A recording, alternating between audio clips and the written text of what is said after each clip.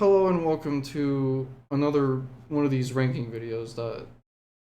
So this time we're doing Melodeath, and I'm doing it with two other people this time. I'm doing it with Cats and Crayons, and Hi. we are all very big fans of this genre. This is my personal favorite genre. Um, Same. it appears that it's both of theirs. Well, I'm not sure about Cat. No, Cats is still power metal, right? Well, it's up there for me. Three, probably. Yeah. So basically, we're just gonna choose most of these are classics, like from the '90s, but I did throw in some like modern ish stuff in here to spice it up a bit. A lot of these I really enjoy, so we obviously can't put them all in S tier. So we are going to have to be super like very picky because it would be a boring video if like literally everything was in S tier. So anyway, without further ado, let's just choose one at random. Oh, we got Oracle Moon. Cool. So Okay. so I did write down details for not every single one. I wrote down some stuff. Uh, I wrote down uh I'm gonna go through each track um like I did with Hayden and the Maz with the Trivium and Dark Tranquility ones. Some of them I'm just going over. So what I wrote down for Oracle Moon is that I like how the title track kind of like pulls from like classical music, like that very like first lick. And I really like the like the atmosphere in this album, and I also think that it has some of the best riffs in the genre. And some songs can go to like a waltzy feel, like you get from like you get from like In Flames. The Citadel of Dreams is just like a magical song, especially around this like the 140 section. Just like very atmospheric and beautiful, and like it's like a song you would just lay on the ground and look up at the stars. That's how I imagine it. I think this album does have like cheap sounding synths, but I think it works in the favor of this album. I don't mind the long song titles, or not the long sorry long times of the songs. But there's only one song that drags a little for me, and that would be Desert Shadows. And some people call this like melodic death doom. It does have I personally wouldn't really call it because there's a lot more fast sections than most melodic death doom. Um, but I really like the doom influence in this album, and I think there are very sorrowful and catchy moments in this album, and it's probably one of my. I wouldn't say it's my. It's I wouldn't say that it's in my top 10, but it's up there, and that's all I got for that. For me, I don't know, I like it. I've stayed so consistently hooked to long songs, especially when I listen to stuff like Opeth. Never really as much other bands like maybe Neoblithiscus or however you say it. But this album in particular is one of those exceptions, but like it's different because it's not Opeth. It's just full of all these neat and powerful riffs with these vocals and everything. Desert Shadows, ignoring what Aaron said, it's my favorite track off this album. Like, how would I call it? The chorus is one of the most powerful things in music I've just ever heard. I just love it. It's like sorrowful and atmospheric, kind of also going off of what Aaron said, and Citadel of Dreams is just it has one of my favorite riffs ever. Aaron probably knows what I'm talking about, but I just love it. Top five riffs ever. Just amazing album. I love it. Probably top and maybe top five Melodeath albums ever for me. So yeah, this is probably a top 15 Melodic album for me. Um, Even though the songs are pretty long, I think it really helps add to the atmosphere. And my favorite song, Oracle Moon, has probably my favorite riff on the entire album. And you know, even though it's long, it's good. Sorry, I'm trying to figure out what to say. It's okay. It's all Um, good. If that's all you have to say, then just yeah, let me know.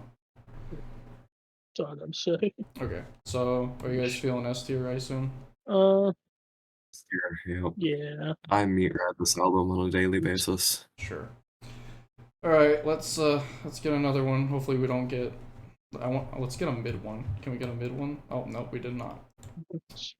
All right, It's as good a so I game did as not it write gets. anything down for this one because I love the fuck out of this album. So this is Purgatory Afterglow by Edge of Sanity. Um, it's made by the one and only Dan Swano, one of the dudes who like produces a lot of albums. This from like Twilight to like Velvet Dreams is like top tier like shit. Like the singer of Sadness is pretty good. I think Enter Chaos and Songs of Sirens is okay, but I definitely think they're not as good as like Blood Colored like Black Tears. Black Tears is just so good, and so is Velvet Dreams. Cry those cry those purple tears. Am I right? It's about the dreams. I love the production on this album. I think the bass is sick. It's got to be like yeah, I love the production on this, and the vocals are just great. I love how Dan like uses both harshes and the cleans, and the cleans don't sound they don't sound like out of ordinary. They just sound natural. This is my personal favorite Edge of Sanity, and it's in my top 10 all death albums. So yeah, this is another one of my another top 15 Melodeath album for me. It's the crazy vocals, fucking Swano, his ability to be able to switch from, like crazy growls to pretty good clean vocals reminds me a lot of, Opeth. Mm-hmm. And I think this is probably the most the heaviest album in my opinion. Yeah, I probably agree. And for that reason, I love it. Even though, it has a couple long songs that reach almost 8 minutes, but that doesn't take away from its brutality. Yeah, In my opinion, it's Twilight and Velvet Dreams are both almost 8 minutes, but yeah, yeah, but they don't feel very they don't long. feel long at all. They feel like they just come and go. But yeah, this is an absolutely insane album. If you never listened to it, you probably should. Yeah, Katsu, did you find your review? Yep, I found it. Sorry for the delay, but yeah, I also am going to meet read this album. I love the vocals and production. For some reason, this whole album just kind of feels like a hidden Dark Souls area that you kind of just find, like, especially in the later games, that you just have to look up a guide for. Riffs are pretty great too. It kind of has like this aggressive feeling to it too that again I'm gonna mention Opeth, but it reminds me of Opeth, and I'm saying that's a good thing because I love Opeth. They're like my first or second favorite band ever. So yeah, it just makes this album a much better experience for me, especially because I also love progressive metal. Also, I'm gonna put and mention here that the way the vocalist says Black Tears and that song is just so sexual and powerful. I love it. Just yeah, that's all I got to say. Dan Swano works with Michael, so it makes sense why you make the comparison of Edge of Sanity. Considering most of this album is just banger, just a flawless banger. I'll put it in S. I put it in S. I'd put it, but how many of you would agree to put it in front of Oracle Moon? Yeah, I agree. Uh, Even though they're both pretty different albums, one's Yeah. atmospheric, depressing, the other one is just brutal and fucking crazy. I would personally But put it in front. I would put it in front. Yeah. I'm the minority here, so because you guys are putting it up in front, I guess I kind of have to roll with that. As you said in the beginning, sacrifices have to be made, and I'm still okay with that because I love both of those albums. Yeah. Yeah. All right, here we go. Let's get something cool. Oh, we got. Hey, All right. very All nice. right. So Right. let me pull up my review. Okay. So The Unborn by Mors Pronunciapum Est, and I apologize in advance if I mispronounce some shit because I don't know how to fucking read sometimes. This album starts out with Pure. It's like it's a very intense track to say the least. I do like the dynamic that this album has. Some sections can go from to like intense, very intense, to very mellow and symphonic, very mellow and symphonic section, and then bringing back the heavy guitars. The addition of woman backing vocals Woman. really adds a lot.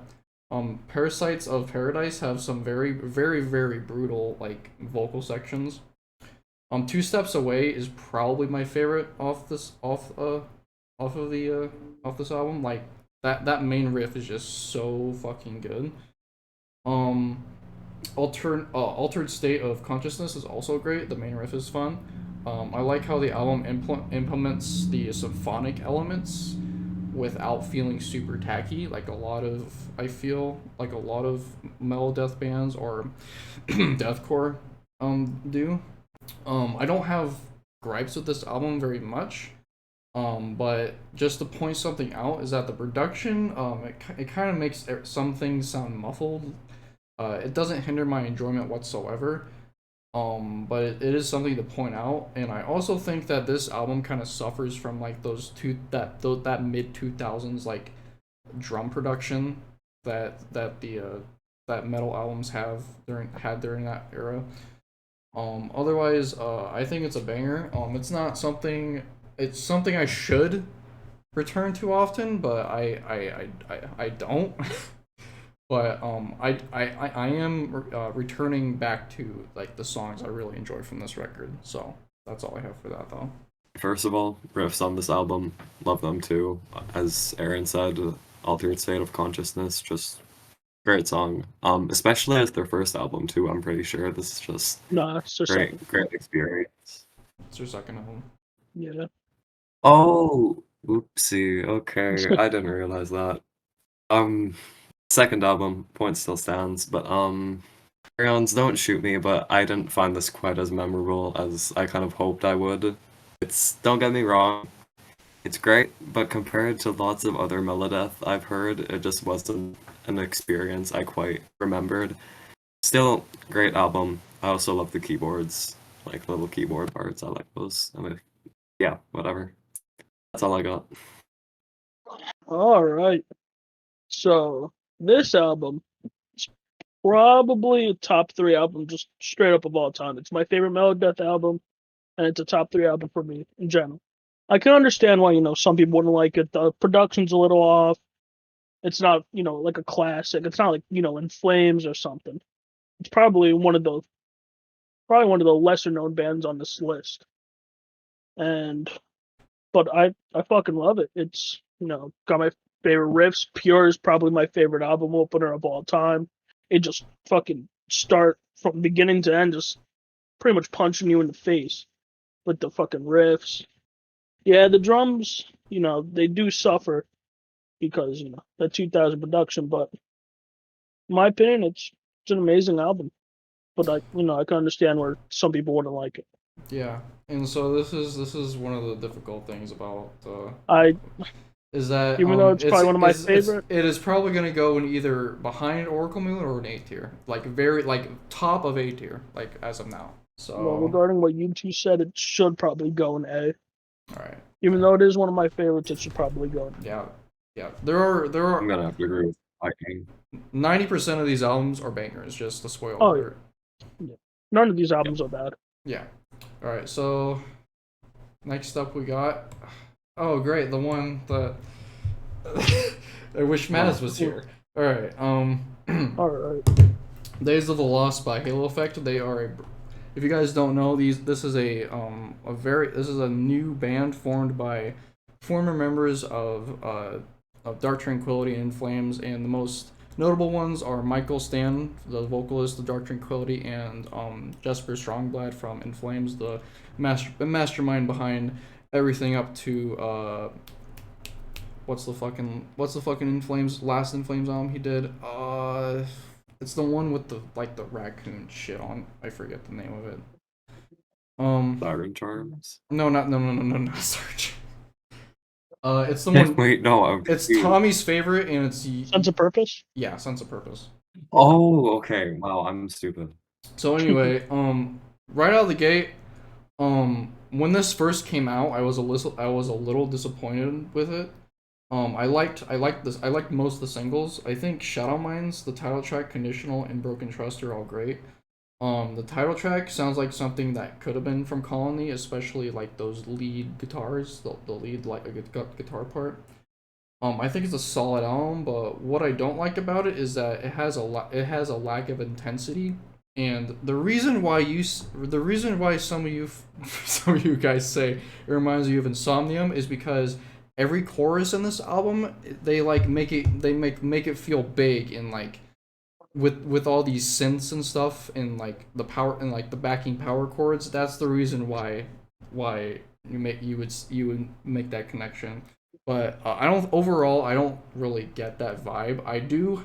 My gripe with it though is like every chorus they make, they may have to make it like super big and epic, which you don't have to. Um, this album more feels like a modern Dark Tranquillity album if it was, you know, good. I feel like they shouldn't really step heavy into the synths. A lot of the synth sound kind of eh. And Michael's vocals are sick on here. Like his cleans he does are great. They sound better here than they did on Dark Tranquillity. The song Conditional is from this album is more what I want from like this band, and from like the most recent like singles that they have put out, I think that might be what we get. Um, and feel what I believe also kind of sounds like a post Jester Race and Flame song. Um, I don't think it's bad at all. I don't think it's great, but I do enjoy this album. So I got. Well, to me, not just because of the big grand synthy choruses, that reminds me of Insomnium, but it's also kind of the vocals. I don't know, they just remind me of Insomnium. This whole album just kind of feels like Insomnium if they were just like kind of watered down and a lot cheesier. Like it has that Insomnium flow to me too, like the speed and everything. Just all of the songs, I think it's just the chorus because all the choruses they're meant to sound all big and grand and stuff. And they do that with every song. So when you do that with every song, all of them kind of start blending in. So as a whole, this was a bit of a forgettable and kind of like experience to me. Like the album itself was good. It's just it didn't grab my interest, I guess. Just I don't know. Just even the lyrics too reminded me of Insomnium. But yeah, I'm also surprised to learn that this is made by like old members of In Flames and Dark Tranquillity and stuff because it does not remind me of those bands. I don't know why. But yeah, all being said though, In Broken Trust is major banger. That's all I have. I wasn't a big fan of this one. It was, like the first minute, like 30 seconds, minute of every song, it was good. But as soon as that chorus hits, it just, I don't know, it just lost all feeling to me. It's trying too much to be like, Insomnium, for example.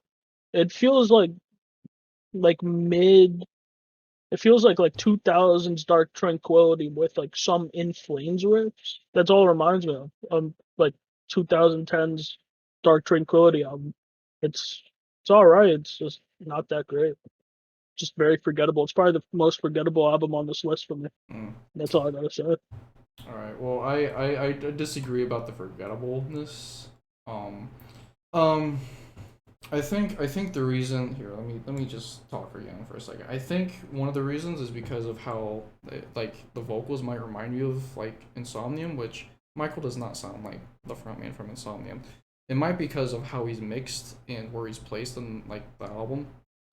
It might be that, but I don't really make the connection between like this and Insomnium besides like the big choruses because Yeah, that's what reminds me of it. It's not the vocals. The vocals, they sound like Mikhail. It's yeah, just the choruses that, it sounds like they're trying to be like Insomnium.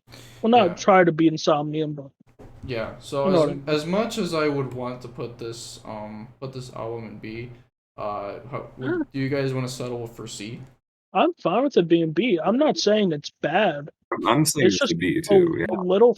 It's a little forgettable, but it's Yeah, not but okay. So bad. but think about a little. It's not a little worse than on the Unborn. It's like like Well, I mean, another but the tier. Unborn is like pretty much on the verge of S. Yeah. I'd say this is like a middle to low B tier for me. All right. We'll just put it in B Yeah, tier, I'll agree. and we'll just put it in B tier, and We'll change it later if yeah, we need to. yeah. So Yeah. let's get to another one. Oh yeah! Oh, All right. So The people who've watched my videos, which probably none of them. This is my favorite album of all time. I could talk hours about this album. The fucking Moonshield, the fucking folky opener is so fucking beautiful. It just a waltzy feel. The I don't know why the Jester's dance blew up. I don't know why, but it's a very pretty instrumental. Artifacts of the Black Rain is probably my least favorite, but it's still like a 9 out of 10 song. Graveland, I've heard people say it's a filler song. No, it's still a banger. It's intense. It's great. Lord Hypnos is fun too. Dead Eternity is my favorite song of all time. The Jester Race, awesome. December Flower, it's intense. It's melodic. I love the galloping riff. It's awesome. Wayfear, great instrumental, one of my favorites. Dead to God in Me, I love that one. I love the middle section where I just love this entire album. I think the production's great. Anders, yeah, he's kind of buried in the mix. Um, this is probably my second favorite albums like Anders vocals wise, because their newest album, it's got to be my favorite vocals from him. I'm gonna be completely honest with you. Um, the Black Ash and the actual album itself ends with Dead God in Me. The Black Ash Inheritance edition has gyroscope, Goliaths, the art, the acoustic interlude or the acoustic track, and then a live version of Behind Space, which I'm gonna be honest, it's the worst version of Behind Space. But yeah, this is my favorite album of all time, so that's all I have to say. Well, for some reason, I don't surround myself with the In Flames community other than the ones in the server, but like the ones I see online, this album kind of feels like underrated in a way. Like it's talked about kind of, but like compared to everything else, I don't see as much talk about it with most In Flames fans I see online. But yeah, gonna have to agree with what most of the stuff Aaron said here. For me, this is like top 15 albums ever for me, maybe even top 10, and like my second favorite Melodic album ever. Just each track has this like fun, like almost waltzy atmosphere to it that feels like your grandpa just like sat you down by a fire and he's telling you like this weird folk tale. Like especially Lord Hypnos for me. And the guitar work, oh my god. If you threw the production and guitar tone on like most other albums I heard, I wouldn't really like it as much. But for some reason, it just works so well with this album. I don't know why. Just the only very, very slight trope I have is the vocals kind of either just being like, how do I say it, not as apparent or kind of just like good, I guess. But most of the time they are like really great, like way above average, and just yeah, like it highlights again Dead Eternity and Moonshield. Amazing, amazing songs. Dead Eternity is just jam packed full of these amazing riffs. Oh my god, if you just played me like a random 5-second part of that song, I'd probably start violently shaking my ass every time. But yeah, that's all I have to say. So yeah, I gotta agree with both what most of what you guys said. It's an amazing album. The riffs, probably top 3 riffs in the genre. Just fucking riffs after riffs after riffs. Lord Hypnos is amazing. Probably my favorite on the record. December Flower, also amazing. My only gripe is Anders' vocals, but at the same time, I've never been a fan of his vocals that much. But I don't think that takes away from this band. I think the riffs and everything else is just so good that the vocals don't really affect much for me. And even though it's not my favorite In Flames album, it's damn near flawless. So yeah, Any objections? no, no, D tier. Okay, yeah, sure. F tier. Make a new F tier. Yeah, sure. Nah, none of these albums I would call F tier, Yeah. but there are a I don't couple even know. there are a couple I put in D tier. I don't even We'll think get anything's. to that. I don't know if anything's gonna go in D tier. We'll see. We'll see. We'll La, see. la la la la. Oh, We'll see. cool. Another modern cut. All right, I didn't write down for any for this one, even though I. Isn't this the newest one? Yeah, this is if you guys are watching and live under a rock or something, or don't listen to Melodeth at all, this is a modern band putting out old school stuff. Their Majesties. It's Vast Reaches Unclaimed. It's a breath of fresh air for the genre because there is a lot of just mid Melodeth that just in this album cover though it just screams the like 90s. My favorite off this album is still one of the singles, The World Unseen. Just the dun dun dun dun dun dun dun, dun just that riff and just awesome. I think the production is great. I think my only gripe with the production is that the vocalist sounds like I heard that. I heard that Xbox. My only gripe with the production is that the vocalist sounds like he's like lost in space or something because he's like just covered in reverb and just like in a black box. That's my only gripe with it. The Journey's End, that outro melody is fantastic. This was like my third or second album of the year last year. But yeah, I enjoy this album quite a bit. Okay, sorry about the Xbox noise. I'm trying to reinstall Fortnite and my Xbox doesn't like cooperating. But anyways, I was actually shocked listening to this and seeing that this came out last year because this really feels like just 90s Melodeath and just the riffs, sometimes the vocals and just the whole atmosphere. It just sounds like some Swedish guys in like 1996 would think, hey, you're good at drums, you're good at guitar, I can sing these death metal vocals. You want to make a Melodeath album? And they're all like, yeah. And then 20 years later, some people find it and think, damn, only 4 other people listen to these guys. But yeah, I love this just kind of space theme, like dark fantasy stuff that I like because I love Melodeath and fantasy and space. So if you put that all together, it's just something I really like. I think my only trope with this is that like vocals are like they're kind of but they're not like Varg by Kearns or however you say that guy's name level bad. But they're not like bad either. They're kind of just like a little above average.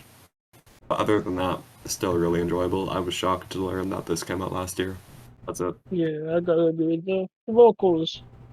They're a little, yeah. But everything else is just so good. If even though it came out last year, it does feel like an old school Melodeath album that from the '90s. I don't know. I don't got much to say about this album. It's good, but I just don't have much to say. Okay. Fair enough. It's probably the least amount of time I spent on any of these albums. But Yeah, that makes sense. it's A tier. Yeah, My I opinion. A tier. agree. Not all- It's definitely behind Unborn, but yeah, I agree. It's A tier. For a modern Melodeath release, it's Yeah, really fucking good. I know. Pretty amazing for modern stuff. Or just modern metal in general. I think it's a gem. Yeah, Yeah, I think it's a nice breath of fresh air. Yeah, the genre really needs it because Yeah. if you guys didn't know, there's a resurgence in metalcore and deathcore where they're bringing back melodic metalcore, which is fantastic and needs it. It's been resurgence in a lot of genres. Yeah, Like Mellow Black has been, somewhat coming back. yeah, and Soilwork, the fat the fat bands. Let's get into it. I wrote notes for this one, even though it's a top 10 for me as of now. After this, I'm probably gonna go revise my top 10 list because it has definitely changed. So anyway, basically this is basically they're kind of like At the Gates but more technical. Like listen to those guitar riffs. Those are insane. The title track is a hell of an opener. It grabs you by the throat by after that like industrial esque sample. The line the line tick tock time to die is I think it's pretty badass. Bullet Beast is a speedy groove fest. I can say the same about A Million Flame. I love the chorus in that song. Um, hard to beat the groove in the last half of the song though. Generation Speed killed nicely for a Public Suicide is my favorite off this album. Everything about it I love. The riffs, the chorus, the intensity, the grooves, everything. Um, Neon Rebels is a fun track. Possessing the Angels is also fun. I love how it transitions into Spirits of the Future Sun. That song has a sick groove too. I love when bands like take these grooves and also harmonize them. I live for that. Machine Gun Majesty, which a lot of the times I read that as Machine Gun Kelly for some reason, is also fun. The lead part in the second half is also sick and also has an awesome groove. Room Number 99 is a great closer, but I hate the 2 minutes of like the silence and then like the industrial esque sample again. This album is so good that that Become the Night likes it. He loves it. That's how good it is. And that's all I have for that one. I don't know if you guys knew this, but the Soilwork albums I have listened to, I mean right the hell out of. I love the Soilwork that I have listened to so far. Especially, well, not especially this album, but I still love it a lot. I like how thrashy it is, and just like how speedy and almost like chuggy it can feel all at once. The vocals too. Just when whoever the vocalist is screams Generation Speed Kill and Generation Speed Kill. Oh god, I have like a male orgasm. It's insane. Just it's the perfect kind of screechy that I don't usually like in albums, except this one and maybe like a few other ones.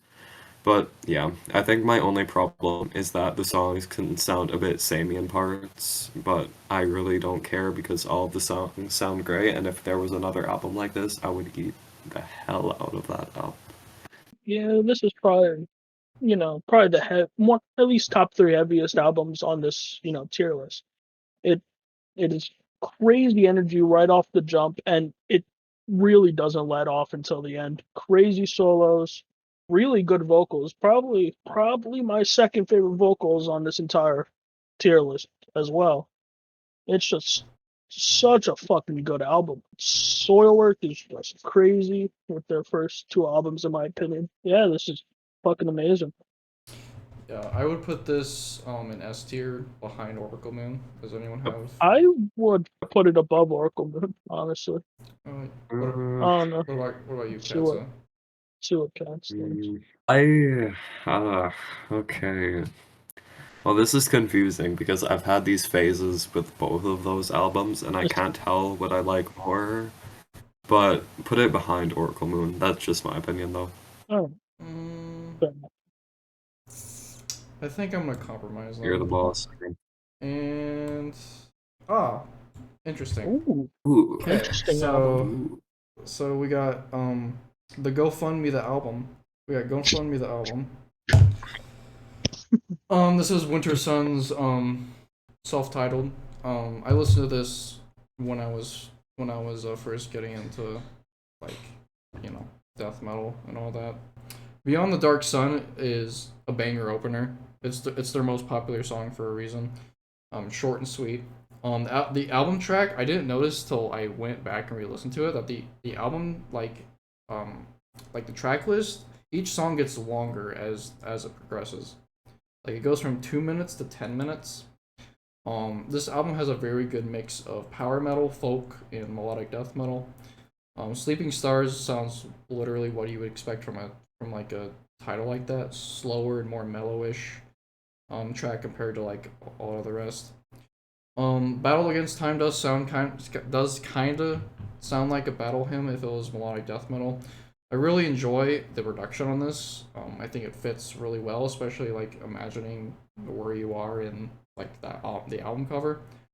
Death and the Healing seems kind of out of place because it's very slow, and I think one of the biggest sections in it is that it just has a lot of shredding, but it's still a good song.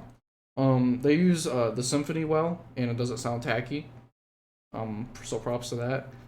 People usually say that this is their best album. I cannot tell you. I cannot agree or disagree because I've not listened to anything else by this band. This used to be in my top 10 Melodeath albums, but it was knocked down because there was a lot more that came after. So that's all I have to say about it. This feels like Children of Bodom if you just made it like kind of like less weird and like less 15-year-old that just lost their best friend to cancer, and you just made it like a little bit musically better. But that's just me. This is like probably the most power metal, or like one of the most power metal-y albums on this list, but if you know me, I love power metal. That explains why I like it so much. Great vocals. The chorus on the title track. Oh my god. God, yes. It's so, so good. Easily top 10 moments in music ever. I love it.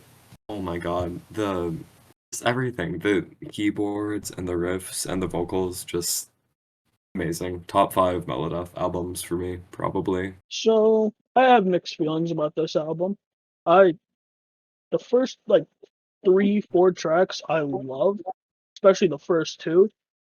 But I feel like the longer it goes on, the more it starts to take a bit of a fall off. I think the longer songs don't really help in its favor, with it being more like power metal-y.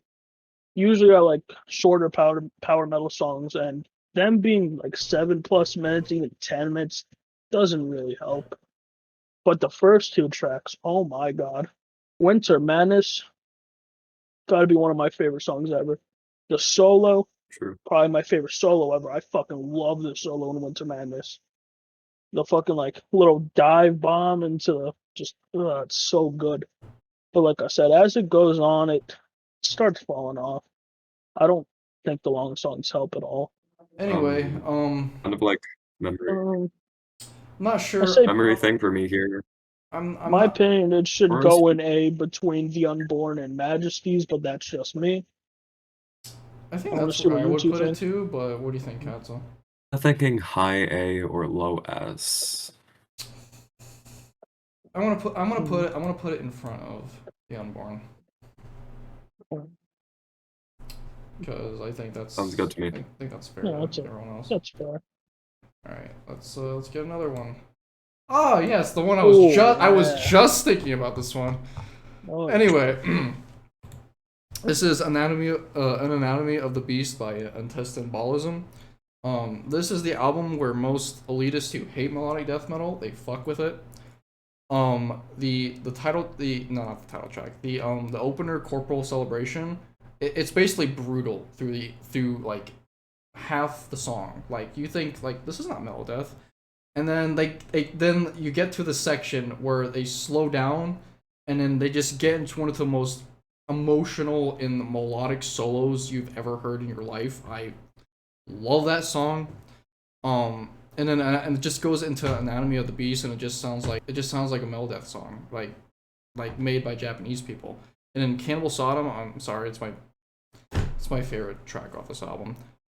Just the weird like intro riff, and then it just gets into like the sorrowful like melody, and I love the guitar tone in this album too. I think the production's kind of iffy, but I doesn't hinder my enjoyment like the Unborn. It doesn't hinder my enjoyment whatsoever. Burn Thou in Effigy is a beautiful like instrumental that you would hear in like a Swedish melodic death metal album. I forget if it's Tyrant. I think Tyrant has like the most nastiest like pinch harmonic of all time. It is just holy shit. Every time I hear that pinch harmonic, I'm like, God damn, it's so good. I forget what song it is where they go into like this like very chuggy breakdown. It might be A Place Their Gods Left Behind. And also the vocals, dude. They're just so disgusting. This is like a lot of people will call this like brutal a brutal Melodeath album, which I would probably agree because those vocals are just so brutal. This is in my top 10 Melodeath albums of all time, and this is also my personal favorite by this band. I think it's the most complete. I think each track does its justice and doesn't overstay its welcome. Melodies and riffs, despite this album just feeling like heavy at the same time. Hey, this is just me, but I'm extremely stupid. If Dismember, At the Gates, and Opeth have this weird like threesome, but this baby is like really, really cool. And the baby was just this album in specific, kind of just this band in general. Yeah, really great album. Amazing melodies and riffs, vocals, even the drumming. Just, I don't know, kind of stayed in my head. I like the drumming too, even if it sometimes kind of gets lost in the mix and stuff. But yeah. I'm also gonna say I was surprised that this band is Japanese because this sounds like Swedish as hell. I don't know why. It might just be because it's Melodeath and I'm kind of just used to Melodeath being like Swedish and stuff. But either way, these anime people cooked. That's all I gotta say. This reminds me a lot of Dismember, without like In Flames, and all those other bands have like are more melodic. This one is just what Aaron said, like brutal melodic death metal. Well, not I want to say brutal melodic death metal, but it's pretty fucking brutal. It's crazy riffs from start to finish. The production, it's in my opinion, the production's pretty bad. But that being said, it doesn't affect the enjoyment for me at all. To add on to what Aaron said about a lot of elitists, like to shit on melodic death metal for like, oh, it's too power metally. But everyone I've met that said this has said this album is really good. Like it's an album a lot of people can just agree is good. Though it's not my favorite by them, I think all three of their albums are like peak of the genre quality. That being said, I love this album. This is probably my favorite. This is probably becoming my favorite band on this entire tier list right here. I love Intestine Ballism. This is just a brilliant album. I would personally put it here. I'd put it above Edge of Sanity, but yeah, there's a good. Katsu, do you have any? I guess it's against my favor now because you want it above Oracle Moon and Crayons even wants it above Edge of Sanity. I was gonna say behind Oracle Moon and in front of Chain Heart Machine. But that's just me, and you guys seem to want it above Oracle Moon. And again, I'm gonna bring up what you said at the start of the video. Sacrifices, they have to be made, and I'm fine with that. Yeah, but I don't want like only one person making sacrifices. Crayons wants it like here. That's where if I could, I'd put it above Jester Race. I love it more than Jester Race, but I know that's not happening. I know that's not happening. I'll settle between Edge of Sanity and Edge of Sanity, Oracle Moon. All right, that's fair. That's fair. All right, let's get into more stuff. Here we go. The first album by Dark Tranquillity. I don't know if you guys know this, but the vocalist on here is not Mikkel. It's Anders from In Flames. This is him in the most raw you've ever heard him. If you guys watched my Dark Tranquillity video, I said at one point that I did not like this album when I first heard it, like a couple times, but when I revisited it over and over again, I like it now. I want this in a physical form now. Nightfall is just a great opener. The woman vocals on like some of these tracks are great.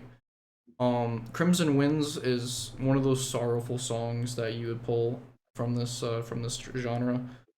I didn't write any notes about this album, but I should have. Merkel actually he actually plays some guitar on this album. This album is kind of sloppy, and has some rough production, but I enjoy this for what it is. Um, it's not as good as Lunar Strain in my opinion, but we'll get to Lunar Strain here. But I still think it's a good album.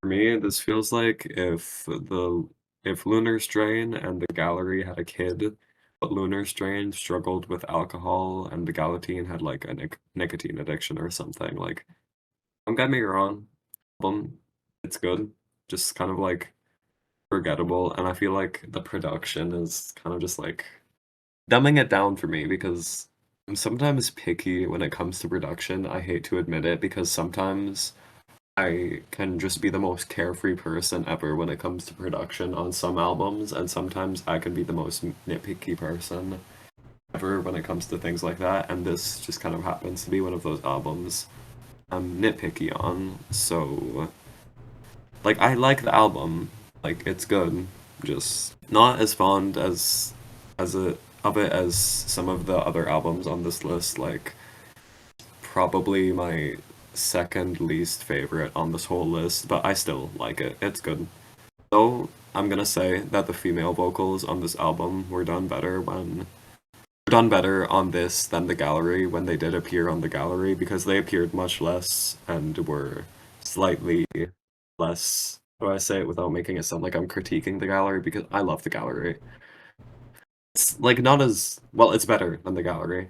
Female vocals. Yeah, this one's kind of forgettable for me. Off topic, I'm looking at Spotify right now, and it looks like it was taken off Yeah, I Spotify. saw that, and I just It looks like it just happened too. I want For to some die. reason, it all just disappeared at once. I want to die. As I was looking at it, like one by one, like the white just started turning to gray. I don't know what the fuck happened. I want to die. But as I was saying, it's a good album. Don't get me wrong, but as I listen to it more, it gets a little better. But knowing what Dark Tranquility, made, and what would they come out with years later, it's a good album. It's a good debut. But knowing that they put out way better material, I just got to say it's a little I don't know. All right. Well, I personally think this album is A tier. I will settle for B tier right next to the Halo Effect. Yeah, it's a good spot. I'm gonna go with B2. Okay. Yeah, I can't believe it just got taken off Spotify. What the Yeah, fuck? I know. It Thank just God. Thank it God. just happened. Thank God y'all heard it before. It did. Just happened. I What know. the I fuck? saw that. I'm like, where is Sky Dancer? We could probably check it out on YouTube. Yeah, I mean, Yeah, yeah, true, but I'm just but- saying, it just yeah. got taken off of Spotify for no I know. reason. It's What the ironic, fuck? but it's like That's- well timed at the same Yeah. time. That's, Yeah. Bruh. All right. Anyway, up next we got Ooh. Heartwork. Classic. Cool. Let me get This to one's my... gonna get taken off of Spotify too. I hope fucking not. Fuck you, earache, you piece of shit. Okay, Heartwork. I think the production on this album is so baller. It's so good. This album has some sick grooves, like in No Love Lost, the main riff, and Heartwork, and Embodiment. I think Embodiment is like a great example. I think this album is so consistent with its track list. Like each like I think Heartwork is the best track off this album. But I think from track to track the quality just stays, in my opinion. And I think this album is perfectly rated. I think it is one of the best Melodic albums of all time, but it's not in my personal top 10. Maybe in my top 20, maybe? I don't know. But each track just has something memorable in it, and I think it deserves like its praise through the years. I don't think that this album like started Melodeath. I'm just gonna say it. I want to jerk it off that much, but I think it is a huge milestone for the genre as a whole. I'm gonna be slightly on the contrary of Aaron here. I'm not gonna jerk off this album. Hell, I'm not even gonna edge it. I'm just gonna come clean here. This is so overrated. I love it. Like, it's good. It's just so overrated. I do not get some of the hype for this, like, at all. Kind of, this was not memorable. I'm just gonna say it blunt here. Kind of not memorable. I liked it. It was good, just not memorable. I, I think I listened to it, like, I think I listened to half of it again, like, a few days before we're making this video now. And even thinking back on it now, I just don't remember that much. Just, I don't know, it's good. I don't want to speak down on it because I do like it. It's just unforgettable. I like it though. It's basically all I have to say. I don't have too much to say about this album. I I love the riffs, especially that embodiment riff, the one in the beginning. That goes that dun, dun, dun, dun, no, no, no, whatever. I fucking love that riff. Other than that, I don't know. The mixing is The thing I hate about the mix is the bass is buried. Like the bass is good on this album, it's just buried. The production though is really good, especially for the time. I just don't got much to say. I mean, it is an amazing album, but just not much to say. Okay. That's all I gotta say. So when you say it's not memorable, do you mean to you? Because it's definitely memorable to a lot of people. You talking to me? No, I'm talking to Oh. Katsu. Oh, I was about to say. I think it's just for me, because Okay. I don't know. It's not for me. Like, I'm 'Cause- sure it's memorable for other people because you obviously exist, and you said like 2 minutes ago that you find that there's like one part of each track that you find memorable. So I think it's just a me thing, and maybe a few other people that have similar ideals to me. there's a lot I could say about that statement, but I'm just gonna cut to the chase. Ah, So, um, considering one of you thinks like you don't get the hype, and the other one thinks it's great, but nothing much to say. I'll put it in high A tier because I I'd think. say. No, What'd you say? sorry, cut me off. I said I would put bottom S, maybe above the Jam Machine. Personally, I For don't have much to say, no. but I don't have much to say, but I think that's just me for a lot of these albums. I love a lot of these albums. It's just I don't know. I just have trouble finding words, but it's really good. Yeah, I'd put it so bottom S, yeah, but I would put it there too, but but one of us just but doesn't like it. I'm going to take Katz's opinion No, into. I like it. I know you like it, but you don't think it's like deserving of the spot it is and the critical acclaim. Like, when I heard Crayon say above Chain Heart Machine, I was about to throw my laptop. Hell no. I will put it in high A tier. I'll settle for that. And next we got Children of Ooh. Bodom. So Follow the Reaper. this is my personal favorite by this band. A lot of people jerk off Hate Crew Death Roll, which I completely understand. It's a great album, but this is my personal favorite. I love tracks like Bodom After Midnight, Mask of Sanity, Children of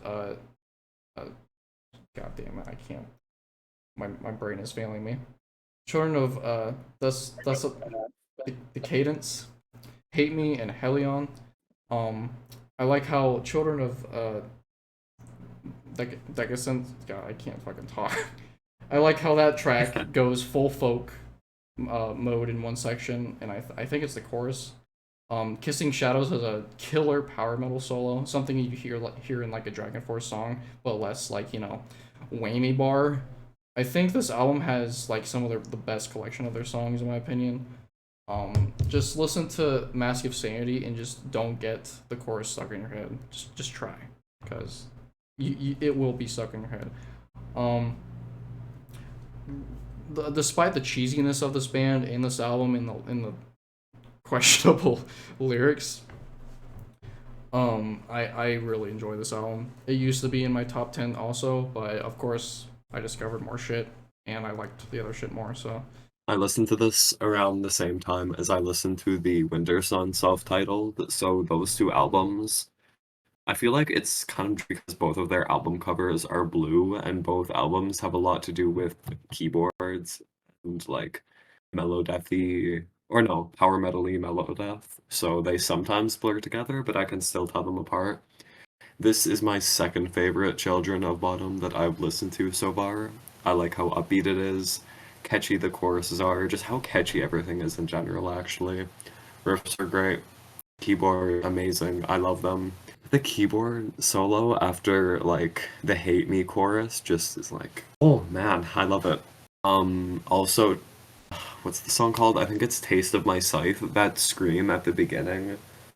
I love that. I love it. It reminds me of Dying Light because I don't know, it just does. Um, yeah, overall, I like this album a lot. It reminds me of just summertime for some reason too.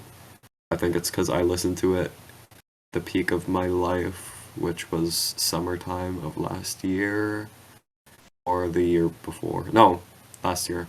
But yeah, not the point. I like this a lot. Yeah, this used to be one of my favorites, but it's kind of died off for me a little bit, probably just because of how much I've listened to it. Correct me if I'm wrong. I think Children of Bodom really popularized the whole like power metal Melodeath Yeah, with all I like would agree. the really catchy music writing, the really catchy riffs, the keyboards and everything. It just screams power metal. Now the vocals, I'm gonna just say it, vocals are fucking bad. The lyrics are eh, and the vocals just in general are just really fucking bad. But that being said, Alexi Laiho, bad vocalist, but a insane guitar player. Knew how to write so many crazy solos and crazy riffs, and it's just probably probably the catchiest album on this entire tier list, and probably the most upbeat. This is just a crazy, upbeat, catchy album. That being said, it's good. I do want to point out that I see where you're coming from with like the bad vocals thing. But I personally just enjoy his vocals for what it is. There are points in some of his albums where like the vocals do kind of like edge that edge the like irritation barrier for me. Yeah. But I still enjoy his vocals for what it is, and I don't really see any other person singing for the sing for this band when they were active. Yeah, I Um, understand. It reminds me a lot of that whole point. Reminds me a lot like Dream Theater. Like the vocals in Dream Theater are pretty. They've gotten pretty bad, but I also couldn't imagine anyone else being the vocalist for them. if So they I see your point if there. Dream Theater got a new vocalist, I probably would listen to Dream Theater. But still, be a lot different. All right, so where are we all feeling? I'm feeling at least an A tier. Um, Yeah, A tier is I'm gonna fine. have to go with at least an A tier too. I would put it Like, above Majesties, but under the Unborn, at least for me. Yeah, fair enough. yeah, I would. Well, I'm okay with that. I'd see that. All right, next album, and please don't grab the one I'm thinking. Okay, cool. Oh, let's We go. got fucking we got a banger here, Oh, dude. oh yeah. All right. Everything. Every, just okay. Here we go. Everything Went Black is a baller opener to this monster of an album. I love the guitar tone on this album. The riffs on this are melodic and technical, which is pretty cool. If you don't know, if you haven't listened to any other albums, this album like riff wise is a lot more complicated compared to like their first two. What a Horrible Night to Have a Curse is my favorite classic ass song. The intro is hard. It hits super hard. The intro is killer. This is where the production, like that punchy production, really shines. And this song is actually a Castlevania reference. And I know they have like references throughout their discography. Um, Virtually Yours is a banger. I worship only what you bleed is short and sweet. The title track has one of the sickest riffs from the album. Death Mask is a heavy banger. Warborn is a heavy hitter too. It's got those and that song has like those flanger effects that you hear from where the slime live from Morbid Angel. I think this album is great, and I honestly think if it's not, I think it should be brought up in the discussion when you're talking about like good, great, awesome like metal death albums.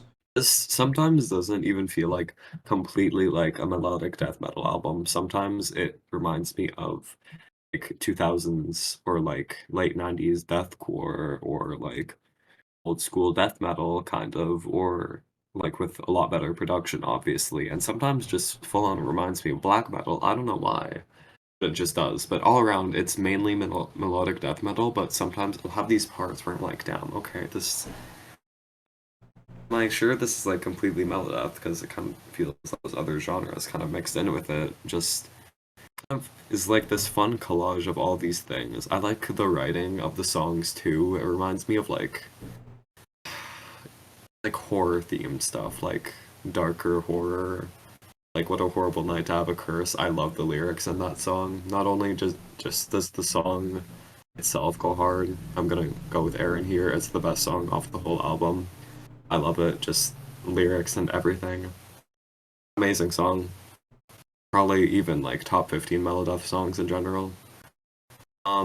What else do I gotta say? Vocals. It's kind of a love. I don't want to say hate relationship. Like I like them, but at the same time, it's sometimes like this is okay. But I still like them. Riffs are also really good. I like the drumming too. Melodies also really cool. For some reason, this album also reminds me of that one Telltale game called The Wolf Among Us. Um, the album, I like it a lot. Your Turn of Crowns. Yeah, I love this album.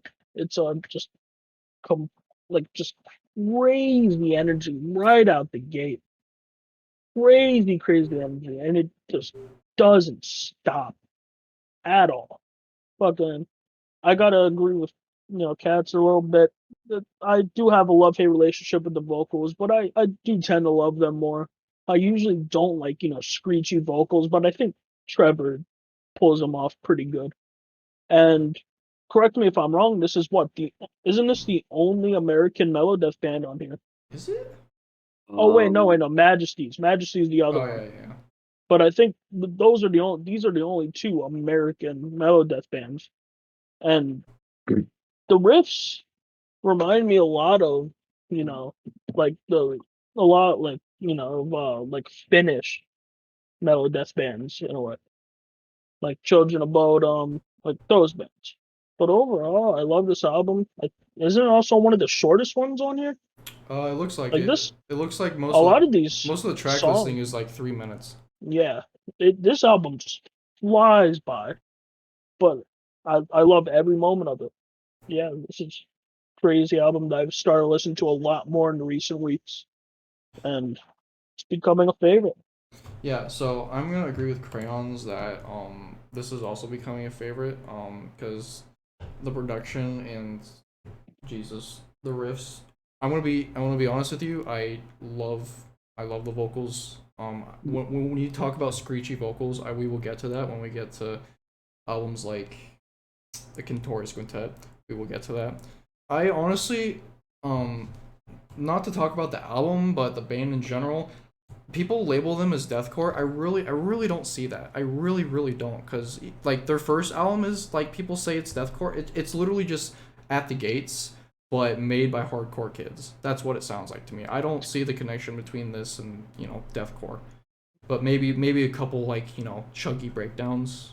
But I wouldn't even call them like breakdowns. I just call them like a section. But Yeah.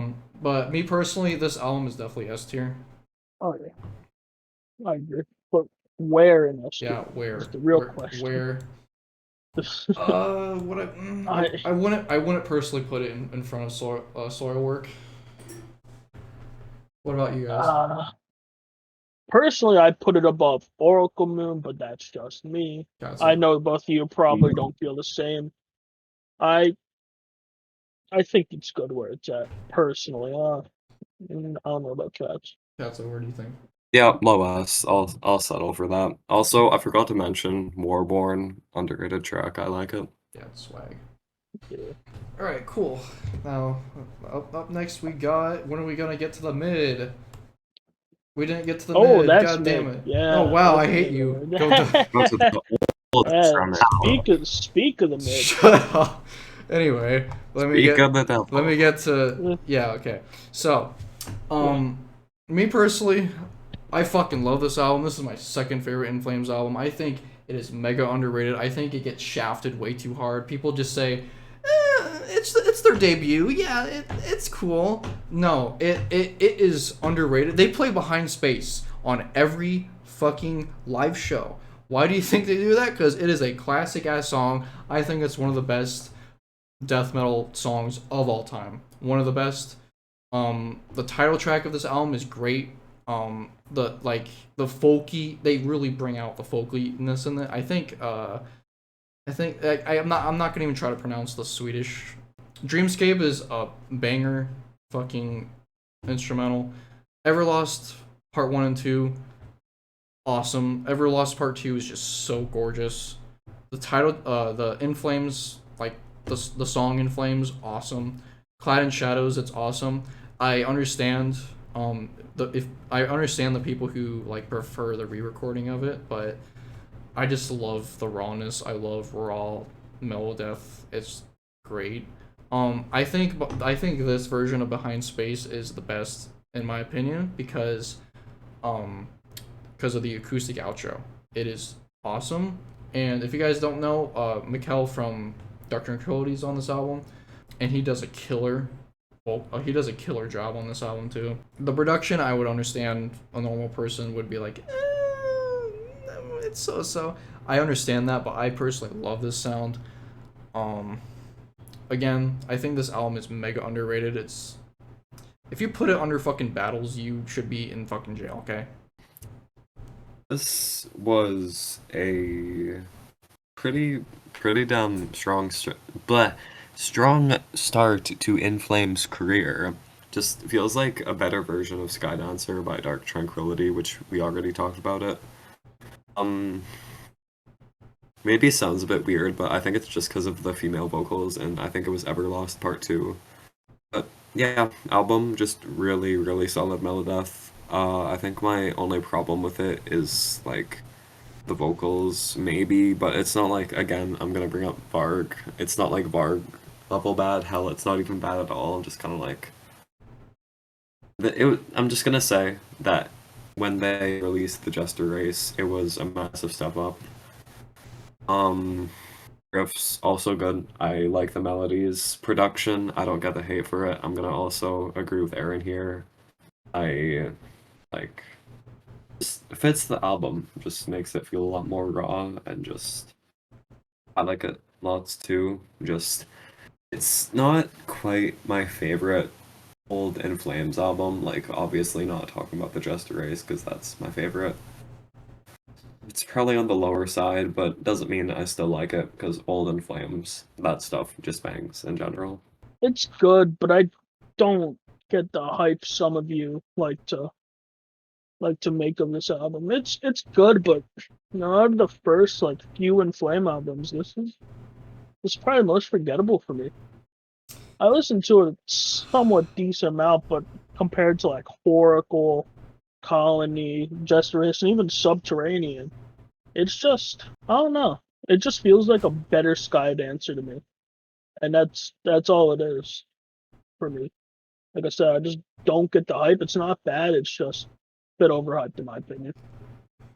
Oh, you just had to stab me in the heart, did you? The one thing I love about this album is the folkiness. I love the folkiness of this album, but other than that, I think everything else is just done better. I mean, the album is not overhyped. I mean overhyped in the server. Compared to like if you just go out and find a random In Flames fan, they're not gonna care about this album 9 times out of 10. I think it's just me that overhypes this album. That might be my there's bad. A couple of you. I just think this album is brilliant. I understand that you don't get the hype, but I think it's at least high A tier. At least I personally would put it in S. But at least for me, I'd put it above Winter Sun, and I maybe above Heartwork. I don't know. See what Cats thinks. Honestly, as long as it's an A, I feel like it doesn't belong in anywhere but A for me. Alright, fair enough. It's gonna go above Heartwork then. I love this album. I wish you guys saw the brilliance in it, but you I'm know, sorry. it is Maybe what I And I maybe like we it. will one day. it is what it is. Hey, maybe one day. Maybe I'll see the light one Is what sacrifices have to be made. Yeah, and it All hurts, price to especially pay for for that one, cause salvation. if I had to like do multiple if I had to include multiple artists in my Melodeath list, Lunar Strain would be number 3. So yeah. Anyway, let's get to some more stuff. Blah, blah, blah, blah. Insomnium, their debut, which is my personal favorite. Let's and I can't wait for you guys to call this one forgettable. What? I'm just making a prediction. I'm not saying you will, but I'm just making a prediction. Let me. This is in my opinion, my favorite from them. Um, yeah. So this is the type of Melodeath I love, especially like from them. The riffs are very great. They're obviously influenced by In Flames. The riffs I would say are like in the vein of like the of like Oracle era. This was before they decided to lean into like that atmosphere. Um, like like okay, just to say out of the gate, the atmosphere is good. But the atmosphere live is just so fucking. It is magical. You just have to see it for yourself. Just like a comment, not about this album, but the band in general. Um, but the atmosphere is great live. It's awesome. Um, let's see. My favorite songs off this: "Song of the Storm," "Dying Chant," "Shades of Deep Green," "The Journey Unknown." Some of my favorites. This album usually gets like shafted again, like in Lunar Strain. Like people put it in C tier. I think it's a great album. I personally own this album. It's one of my favorites. I think this might be my favorite like.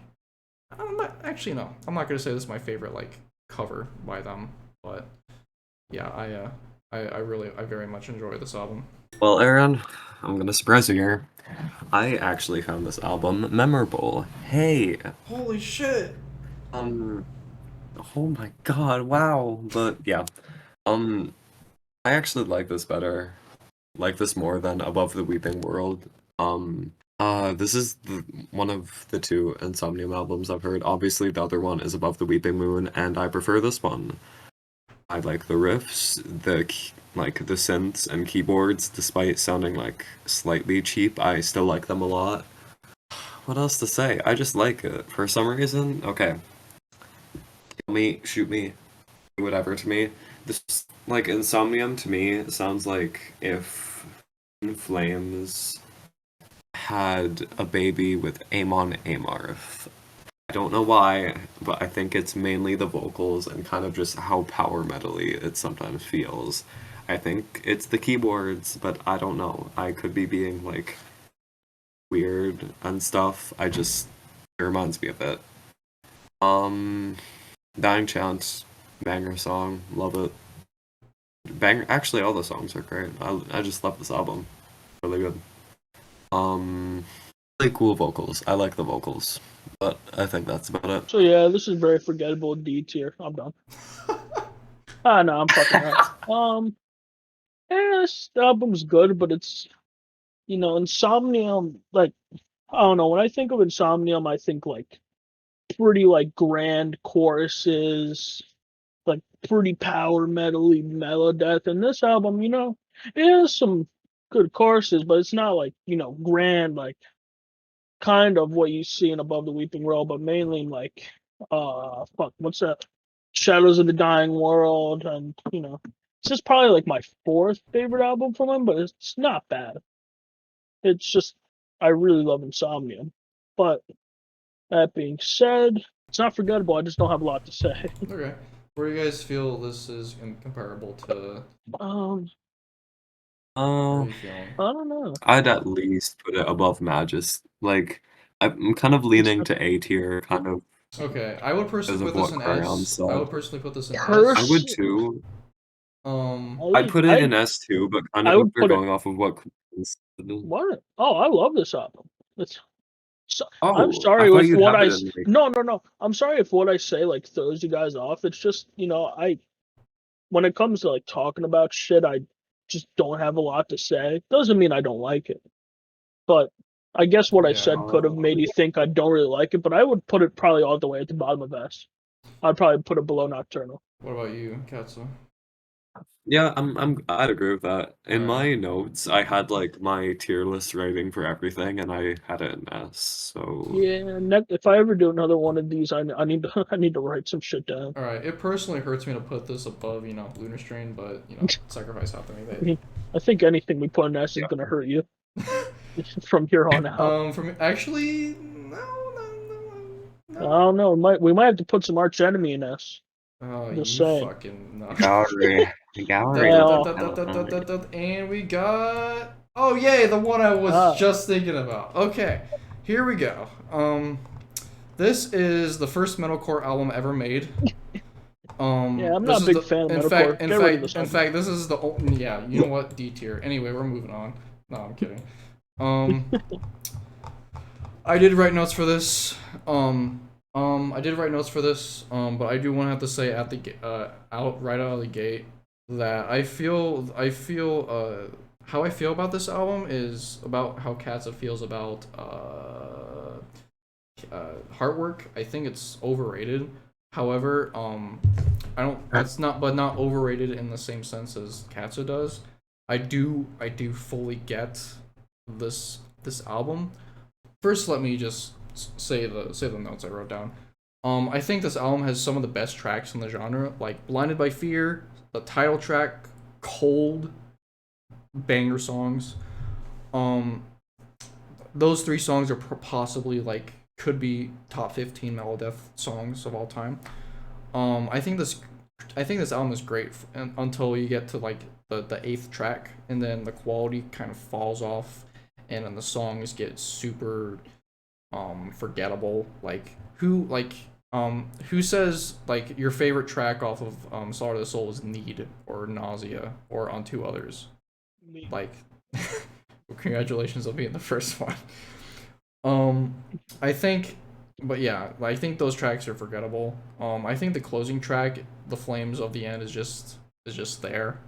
It's there. Yeah, I think it's just there. I think this album is overrated, but I still think it's at least like an A tier.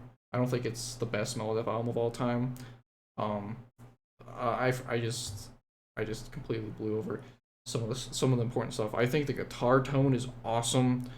Um, I really like how some of these bands take the HM2 like tone and just like put it like they put it part of the tone because that guitar tone excuse me is super beefy and I yeah, so I like this album, but I do think it's overrated. I don't think it's the best Melodeath album of all time.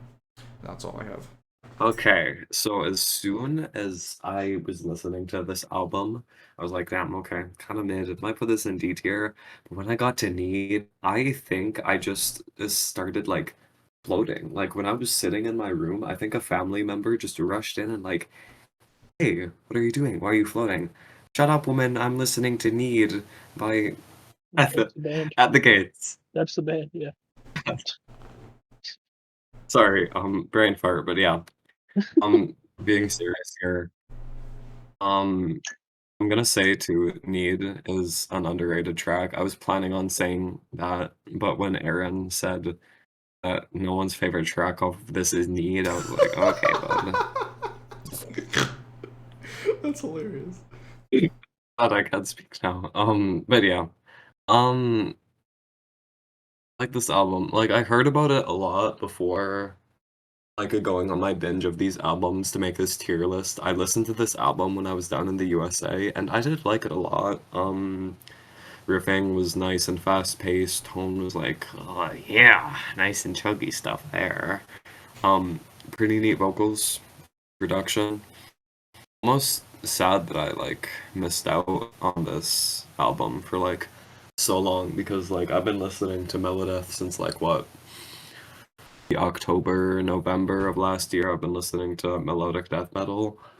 possibly earlier, so I'm kind of missing out just listening to this in February because I found this fun and just really good listen. Like, if you somehow haven't listened to this yet and you like melodic death metal, listen to this, or Um, I'll use the F word right here. This was forgettable.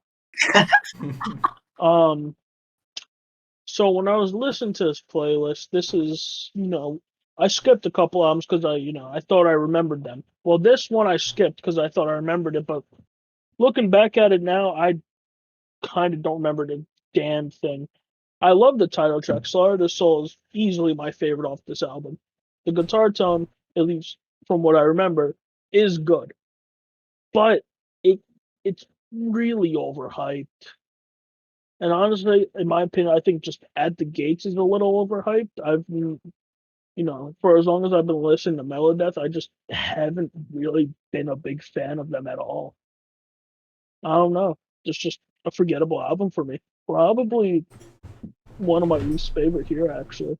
Wow, that's super interesting because I did start out not really caring for At the Gates that much, but I really enjoy their stuff from Slaughter to Soul from to before because I don't give a shit about there's the stuff after that. It's incredibly forgettable. I entirely agree that, like I said, I think this album is overhyped. I don't see this as the best modern. I don't see this as the best Melodeath album of all time. I still think it's worthy of A tier, in my opinion. Um, Might hate me. I put this at C tier. yeah. I just didn't like this album. Okay. If are you serious? You'd put it in C tier? Nah.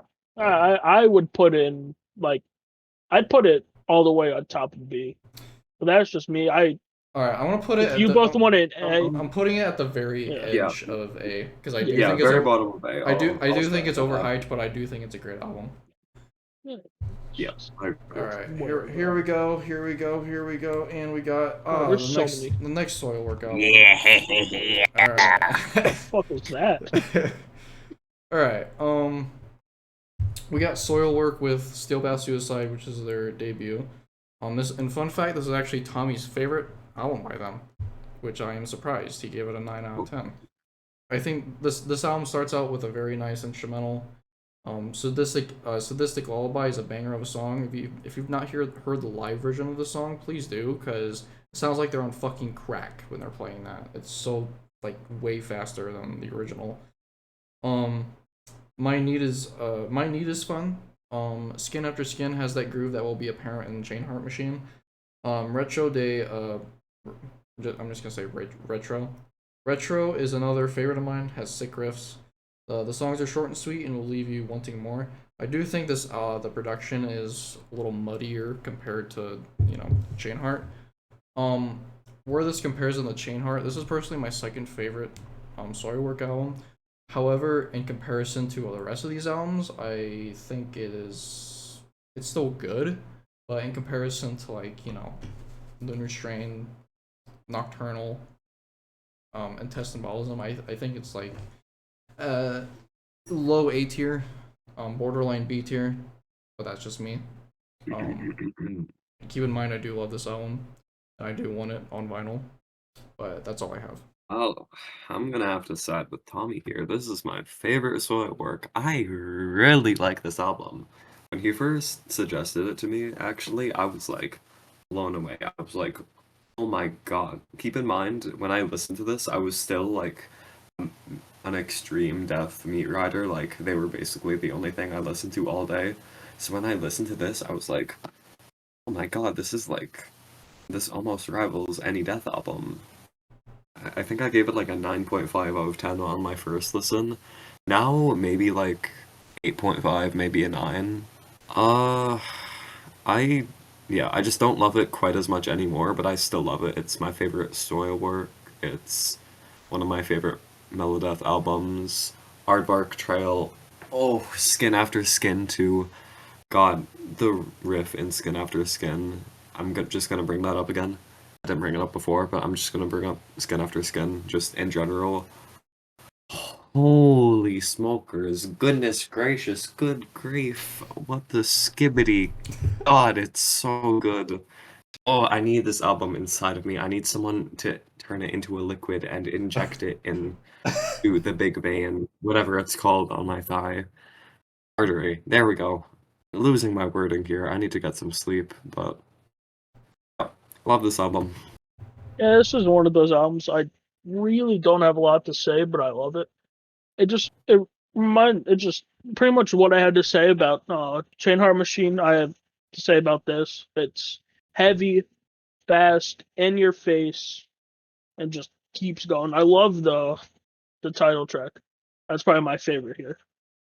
But yeah, that's all I really have to say. I love it. So where are you I guys feeling?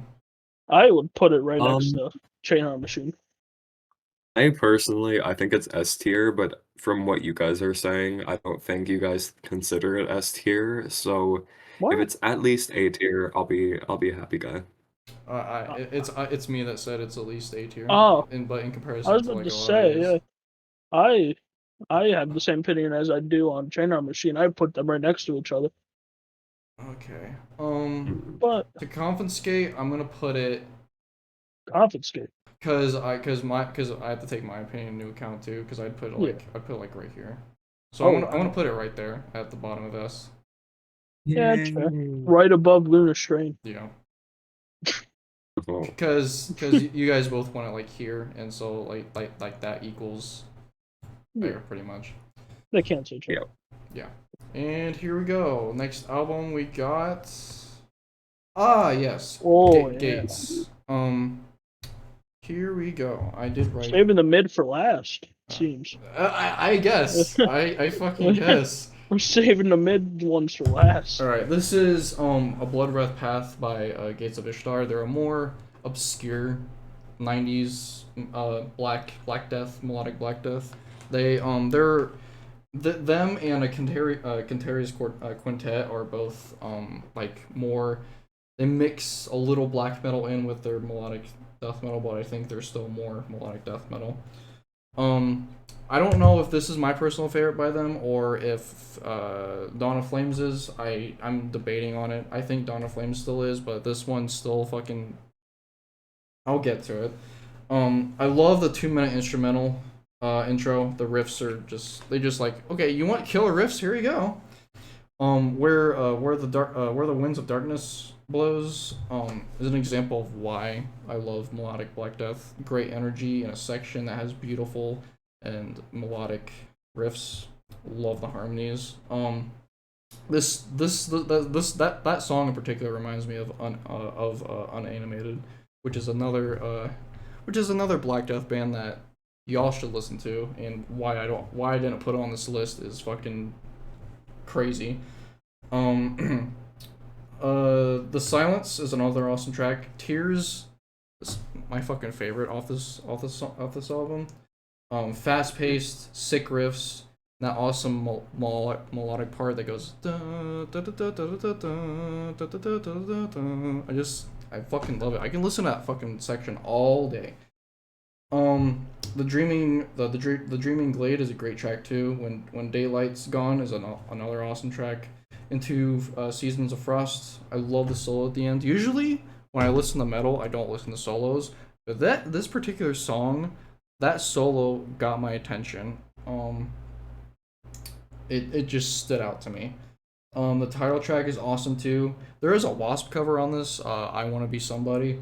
I have no idea if how it compares to the original because I've never listened to Wasp in my life. This is a great album. I love it. This is S tier for me. I love this album. I just like how classic this feels, like a lot. Like it doesn't feel okay, like the riffs, they don't feel like melodic death metal. They feel like more kind of like melodic black metal. I don't know why.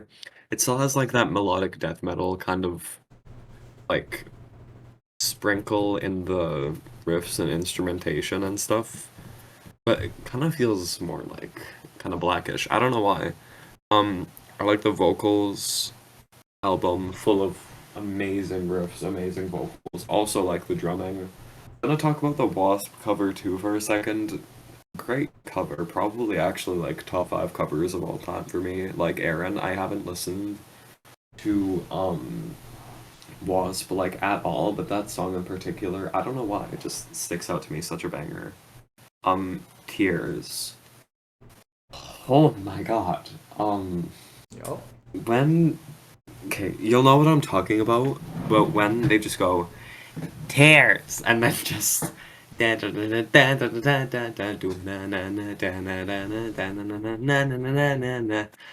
oh my god. Oh, it's just so amazing. Like top 5 Melodeath songs for me. I love it. Good goodness golly. Amazing album. Crazy consistent album. The first like 10 seconds of Inanna, No. the opening track, the fucking little drum fill in the beginning. I don't know what effect is on it, but I don't know, it just creates like an eargasm. Gates of Ishtar, probably like half a year ago, was probably my favorite Melodeath band.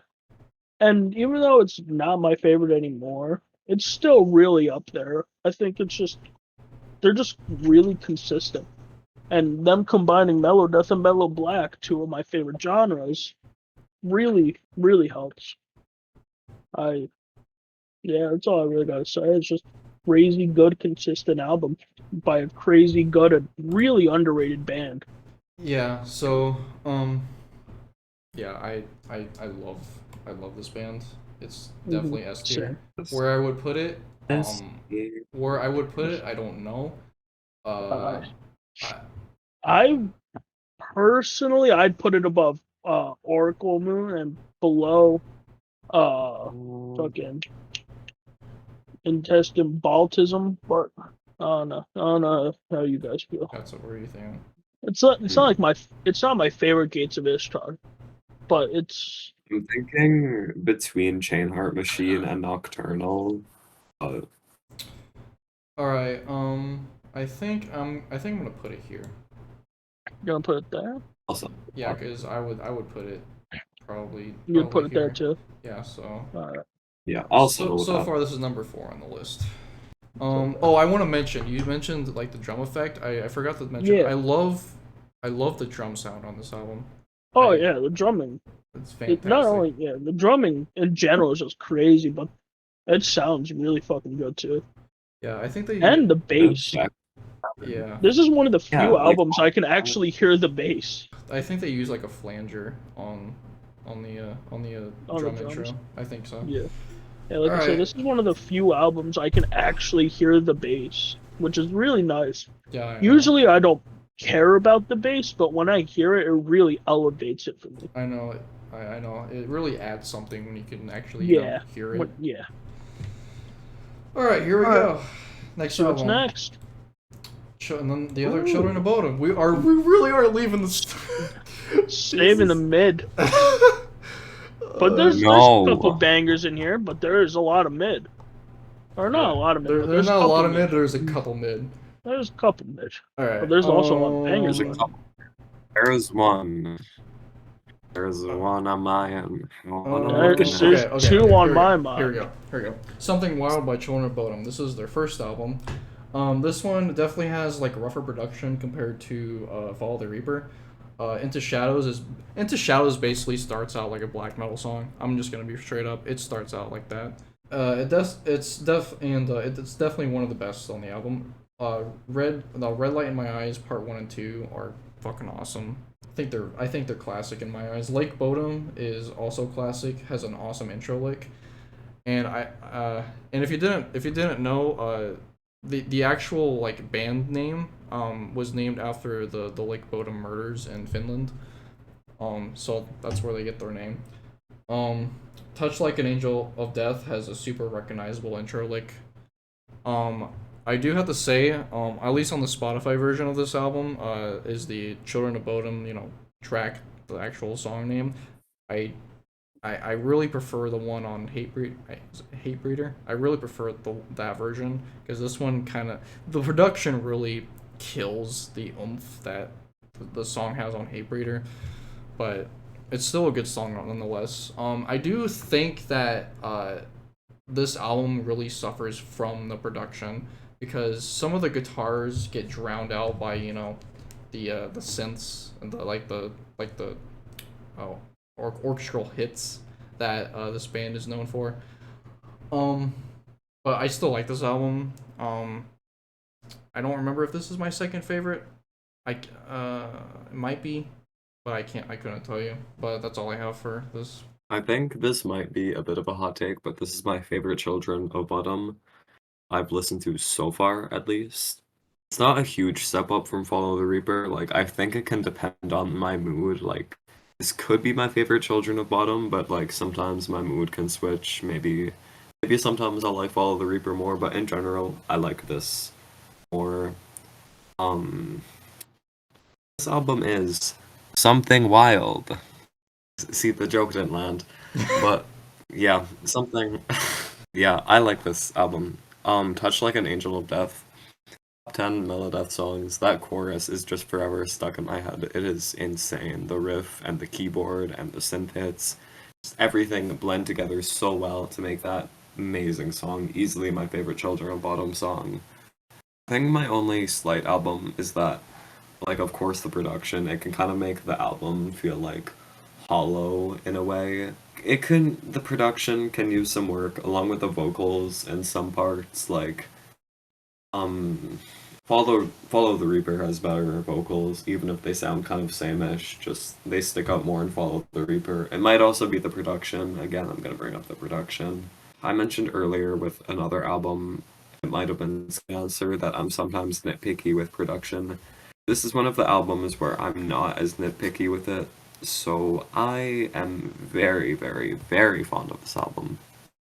This is probably my favorite Children of Bodom. It used to be Follow the Reaper, but as time's gone on, I really enjoyed this album. Like, Red Light in My Eye, fucking crazy, like, power metal-y feel. I fucking love that. The like two album, or not the two album, the two song, like part one and part two. The beginning of Lake Bodom, I really like. My only gripe with this album, of course, the production. Production's off, but doesn't affect me too much. The vocals, but I mean, one of Children of Bodom vocals really been like crazy good. And then also in Mass Hypnosis, there's just like 3 minutes of silence until like some random synths in the last like 30 seconds. It's just really weird for no reason. Oh yeah, I forgot. I don't know. It's just complete silence until just some random, not even like, crazy synths, just like little itty bitty synths. It's just, I don't know. But overall, I really like this album, and it is my favorite Children of Bodom. But it's certainly not perfect. All right. That's all I really gotta say. I would personally put it like here, but I'm thinking I'm good with that. I'm thinking you guys would like. I don't know. We want to put it in front or both. I would behind put it this in song? front of Follow the Reaper, just right in front of Follow the Reaper. Personally, I I'm don't know good about with you two. that. Yeah, What about you, Aaron? I might Where would you put that? also. This is fine. This is fine. Kind of. I'd probably put it like Yeah, here, but I mean that's fair. But No, yeah, I it's- like Yeah, it. just about Follow the Reaper.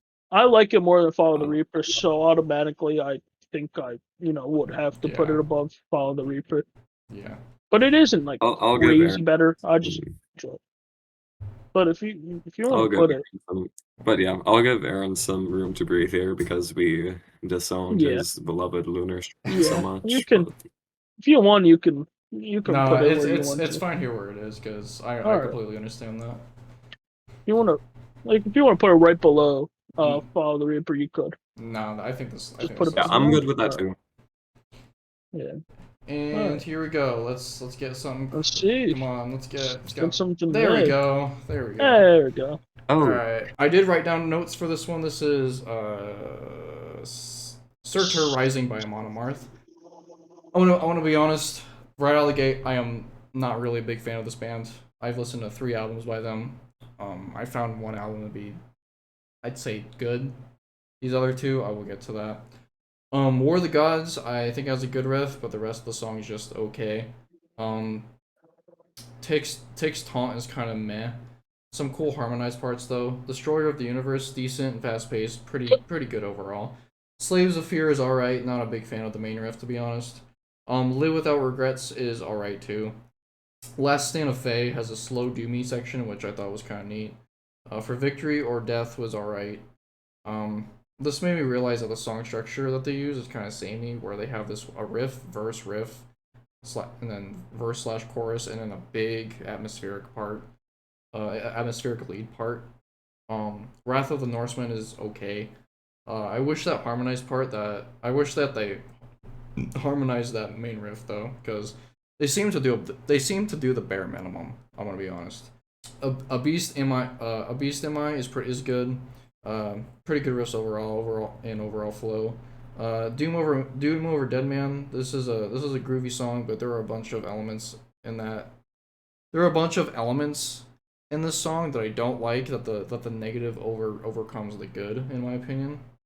And I fucking knew it when I saw the title Aerials. I'm like, this better not be a fucking Sode cover, and it was. It was a Sode cover, and I'm gonna be honest. I don't really care for this cover. They don't really do anything besides like the end section to make like this cover like in their style. Most of the time, they are just copying and pasting from the original. Besides like adding a like double bass and then like the end section where it's clearly like, yeah, we're Amon Amarth, but what you just heard, that was System of a Down. We didn't make this song really in our style. So I think that was the biggest like spit in the face, because I was hoping this was not a Sode cover, and it was. I fucking knew it as soon as it came on. I'm like, god damn it, why? But overall, this album is mid. Sorry. Well, this album, I'm gonna use the F word here. Forgettable. I even wrote stuff down in my little Google Doc full of reviews, and it is like maybe 2 sentences. I really found this album a big old snooze fest. I couldn't stay up for like half of these songs. It all kind of just felt samey. It was so boring in some parts. It just felt like really watered down and just dragged on for so long. I did not. Like, it's good. At the same time, it's not great. It's like a bit above average. Maybe like it's kind of edging the line from above average to okay. Like, can get if some people would like this kind of stuff, but like despite me thinking I'd like this type of stuff because I like their other album a lot more. We'll get to that when we bring it up. But this, not my thing. Just really boring. Mid. That's all I gotta say. Forgettable. Mid. All the songs sound the same. Mid. I didn't like this album. All right. Mid. I'm going with D tier in comparison to everything else. Yeah. D tier. Mid. Sure. Yep. I'd put it in like maybe high C or low B, but I'll settle with B because we need some spice. Yeah. We need some pizzazz in here. All right. Here we go. Are we gonna get another mid? Yes, we did. Yeah, we did. Anyway, let's Oh yeah, let me just say that Aerials cover, fucking horrible. But out of the 2 Aerials covers I've ever heard, it's probably the better one. Oh, you're talking about the Machine Gun Kelly one, are you? Yeah. All right. Out of the 2, it's probably better, but that's not saying much. All right, we are finally at a band I Discog ran and Mid the band. yeah. So I want to be honest, or I want to just give some context here. This album is considered a classic. Think about that. It's considered a classic with the Jester Race, the Gallery, Follow the Reaper, Slaughter Soul. It's considered a classic with those other classics. I'm gonna be honest. I don't get it. This is another album I wrote a bunch of notes for each individual song. So let's get into that. Enemy Within. Children of Bodom much, especially that intro. The song is decent. Burning Angel starts out like Hangar 18 kinda from Megadeth. Decent song. I like the riff where it has that one where it has like a melodic lick and then it goes into like a heavy galloping chug. Heart of Darkness is alright. The vocals on this track are brutal though. Oh, I just want to say, I think the vocals are killer on this album, despite the fact that the riffs don't hold up at all, really. Let's see here. Ravenous is an alright track. Savage Messiah is pretty good. Actually, nice riffs this time around. Around and kind of this song kind of sounds menacing a little bit. Let's see here. Dead Bury Their Dead. The riff kind of sounds like the riff from Heart of Darkness with that pull off sounding riff, like they're running out of ideas. Cool galloping riff though. Web of Lies is boring. Nothing grabs me about this track. The first Deadly Sin is boring. The dissonant riff is cool, but that's about it. Um, behind the Smile is boring. The song makes me feel like it's one of those few death metal albums where you're supposed to be listening to the vocals instead of the riffs. What you listen to death metal for, which is the riffs. Um, because the vocals on this album are more interesting than the riffs. I'm gonna be honest. Shadows and Dust is boring and dumbed down, and then Laminate of Mortal Soul is boring. Overall, I I really don't see how this is a classic compared to the Jester Race, the Gallery, the Slaughter of the Soul, Heartwork. I just don't. I just don't get it. But I think this album is definitely has its moments. It definitely has way more moments than it does the Amon Amarth album that we just ranked. But that's just me. And that's about it. Never mind, I might want to snap my neck talking about this one. But hey. This wasn't that bad. Like, it's good. I wouldn't consider it a classic, like especially with the Jester Race. Hell no. Get out. Um, but if you're an extreme metal musician, your vocals are better than your instrumentation, you've failed. Just hang yourself at this point. It's nothing at all. Like, you gotta have that balance. Hell, even make your instruments better than your vocals, because I feel like people will still like you more for that. Because if you have, like, amazing vocals, but your instrumentation is just boring and kind of, like, seeming rushed, like it did in this album, just stop making music, please. It's, like, the album is good. It was like Black Earth, their other album, just like less forgettable. Oh yeah, did I mention this album is the F word, forgettable. It's good.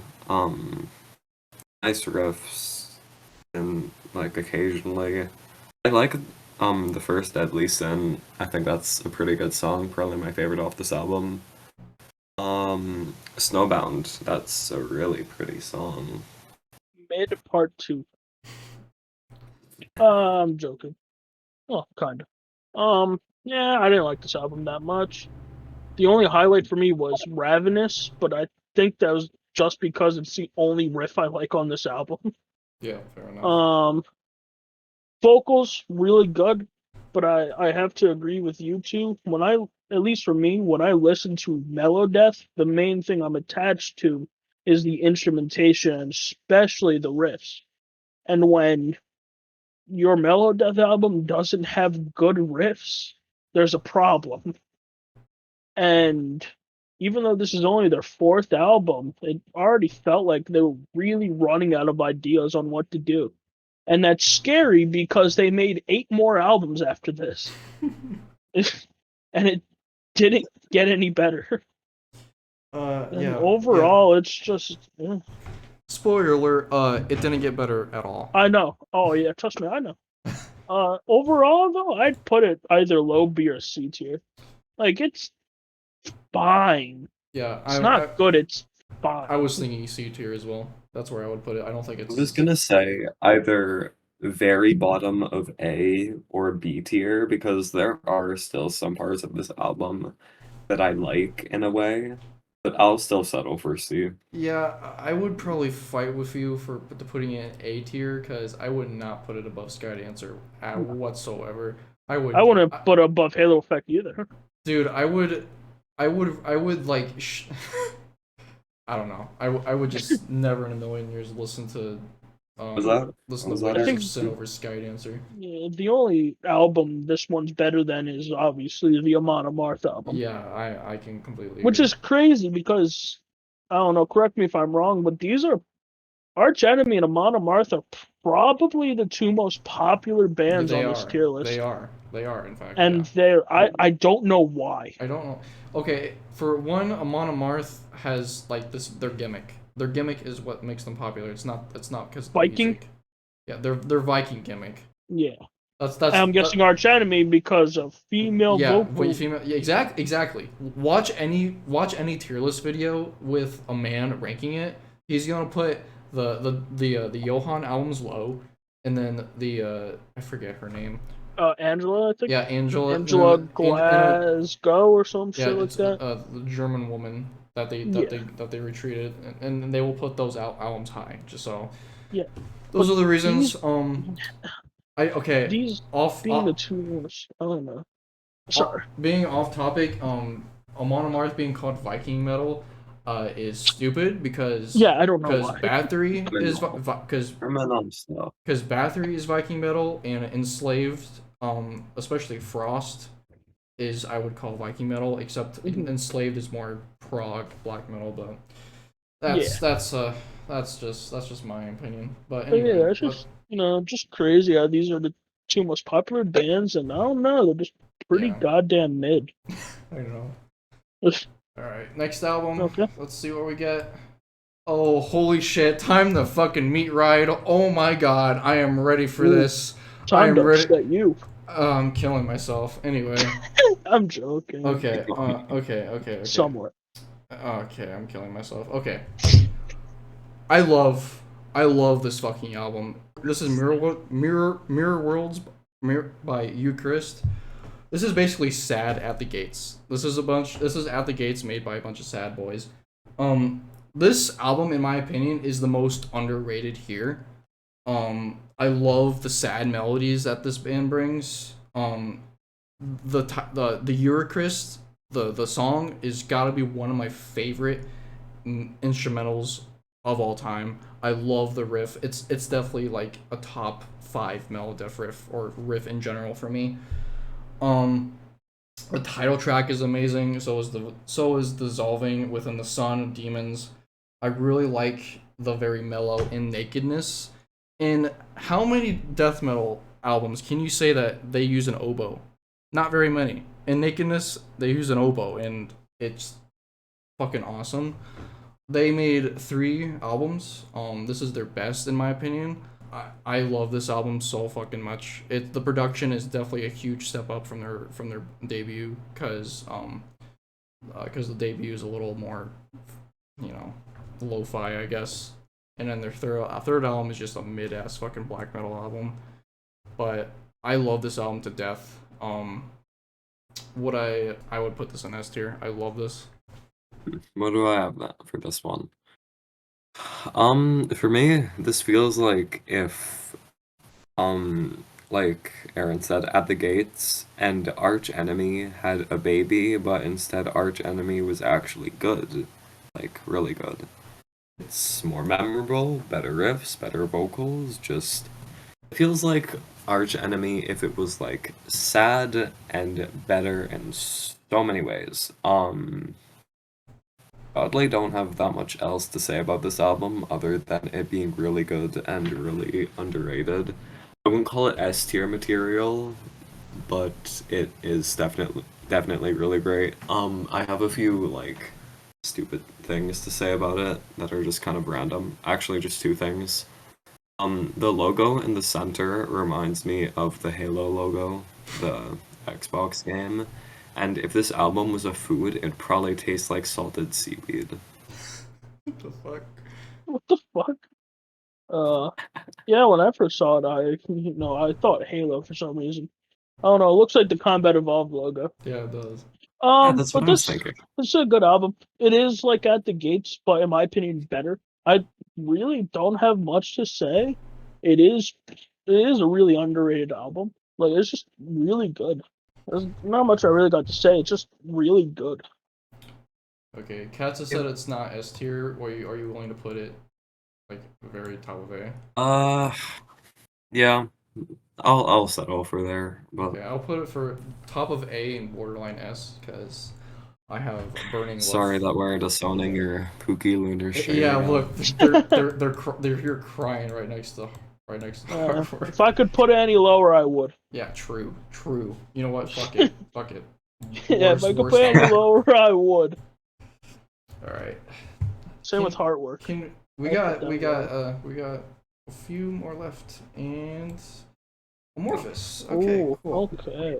This is Tales from a Thousand Lakes by Amorphous.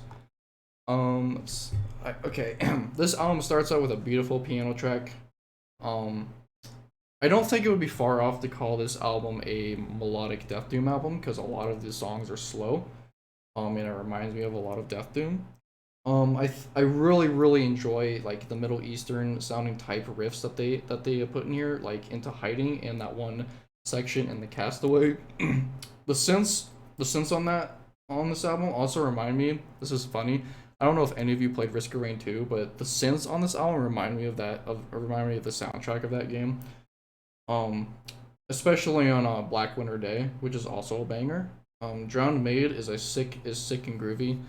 Forgotten Sunrise is also a banger. I think Magic and Mayhem has a very fun part, halfway point, where it makes you want to dance. It's kind of goofy, but it's also really cool. And, Moon and Sun Part 1 and 2, I think are great. I want to be honest, as much as I like this album, I don't really return to it often. But it is a great album. But so that's all I have to say about it. I like this album. I just don't listen to it that often. Like, one of the main things I can appreciate about this album is that it's a death metal that doesn't go out of its way be like louder or heavy. It feels like I'm gonna use this example again, what I said, I think, when I was talking about Jester Race, but it feels like if your grandpa sat you down to tell you this, like, he just sat you down beside a fire, went onto his wooden rocking chair, pulled out this old ass big dusty book, opened it up, and said, "Once upon a time," and then he just sings you the lyrics to these songs because it really feels like that. I don't know why. Like, it's just one of those albums that are just like more somber and just mellow to me. It's like I could listen to this when I'm in more of a depressed mood and I start getting tired of like My Chemical Romance and Opeth. Um, like the keyboards too. Vocal diversity is insane too. I don't think I've usually seen stuff this diverse. It has like mix of growls, cleans. I think there's even some female vocals here and there. Um, all being said though, I kind of forget a few parts from this album. But other than that, I would love to drink a can of mug root beer wherever the album cover takes place. It looks so cool and cozy. Like, can is anyone with me with that? Yeah, Or... it looks pretty baller. I don't like mug root beer. Die miserably. I have mixed feelings about this album. At first I just didn't like it that much, but I think that was just because of I listened to all this playlist in like pretty much one go, and everything before it is like pretty like high energy, like crazy riffs. But, once I got to this, it was like, pretty like doomy. And at first I didn't like it because, I was just getting bored, but I think that is just because of, everything that came, like Nocturnal was right before this. So to come from that to like a really slow paced, like somber album was, a little jarring. But I've listened to this album like one or two more times after that, just on its own. And I gotta say, it's really good. It just feels like like a fairy tale story in album form. That's gotta be like the best description I've ever heard. Yeah, it's just like a fairy tale, and it's just bringing you through a fucking story. Like literally, one of those songs is called fucking "To Father's Cabin." Folk of the North. It just feels like a nice fairy tale, and I don't know. It's just really good. Yeah, I agree. I really love this style of music. Yeah. I don't know. To put it, I'm gonna be honest. I have no idea where I would put this. S. I would put it in S. I just don't know where. I'd put it in like maybe high A. That's just me. Mid to high A. Here, let's just put it there. You guys. Yeah, actually, we can't disown. Right below Lunar Strain. Actually, let's just put it, let's put it. No, it's fine where. No, it's fine where it's at. It was fine below Lunar All Strain. right. Yeah. Oh Yeah, god, I'm we good with have, dude. We have like it's almost Okay. it's almost like a game of So- Russian roulette right now. What do you mean? There's all these albums are good besides one of them. All right. Yeah. All right. Oh. Two of them maybe. Hang on. Here we go. Let's do this. Let's get it. Yeah. Okay. Oh, okay. All right. We got the other at the This gates. one's good. We got the other at the Gates album. This is my personal favorite by At the Gates. Yeah. I didn't write anything about this. The Swarm is awesome. The title track, fucking great. And The World Returned, I think it's a beautiful instrumental. It reminds me of it gives me the vibe of like middle-aged like Swedish men like playing guitar like in the public because you know at the end you could hear like people talking and walking by. I think it's kind of cool. This is the only album where I don't really have much to say. I just fucking love this album. I think this is a great album for people who just don't want to like listen to it like in like a 40-minute Melodic album, because this album kind of you can debate if it's an EP, but I don't really count it as an EP because it's only like 22 some minutes long. It's short and sweet. I love it. I love it way more than Slaughter of the Soul. Gonna agree with you here. Short and sweet. I like it. Not as much as Slaughter of the Soul, but I do like it.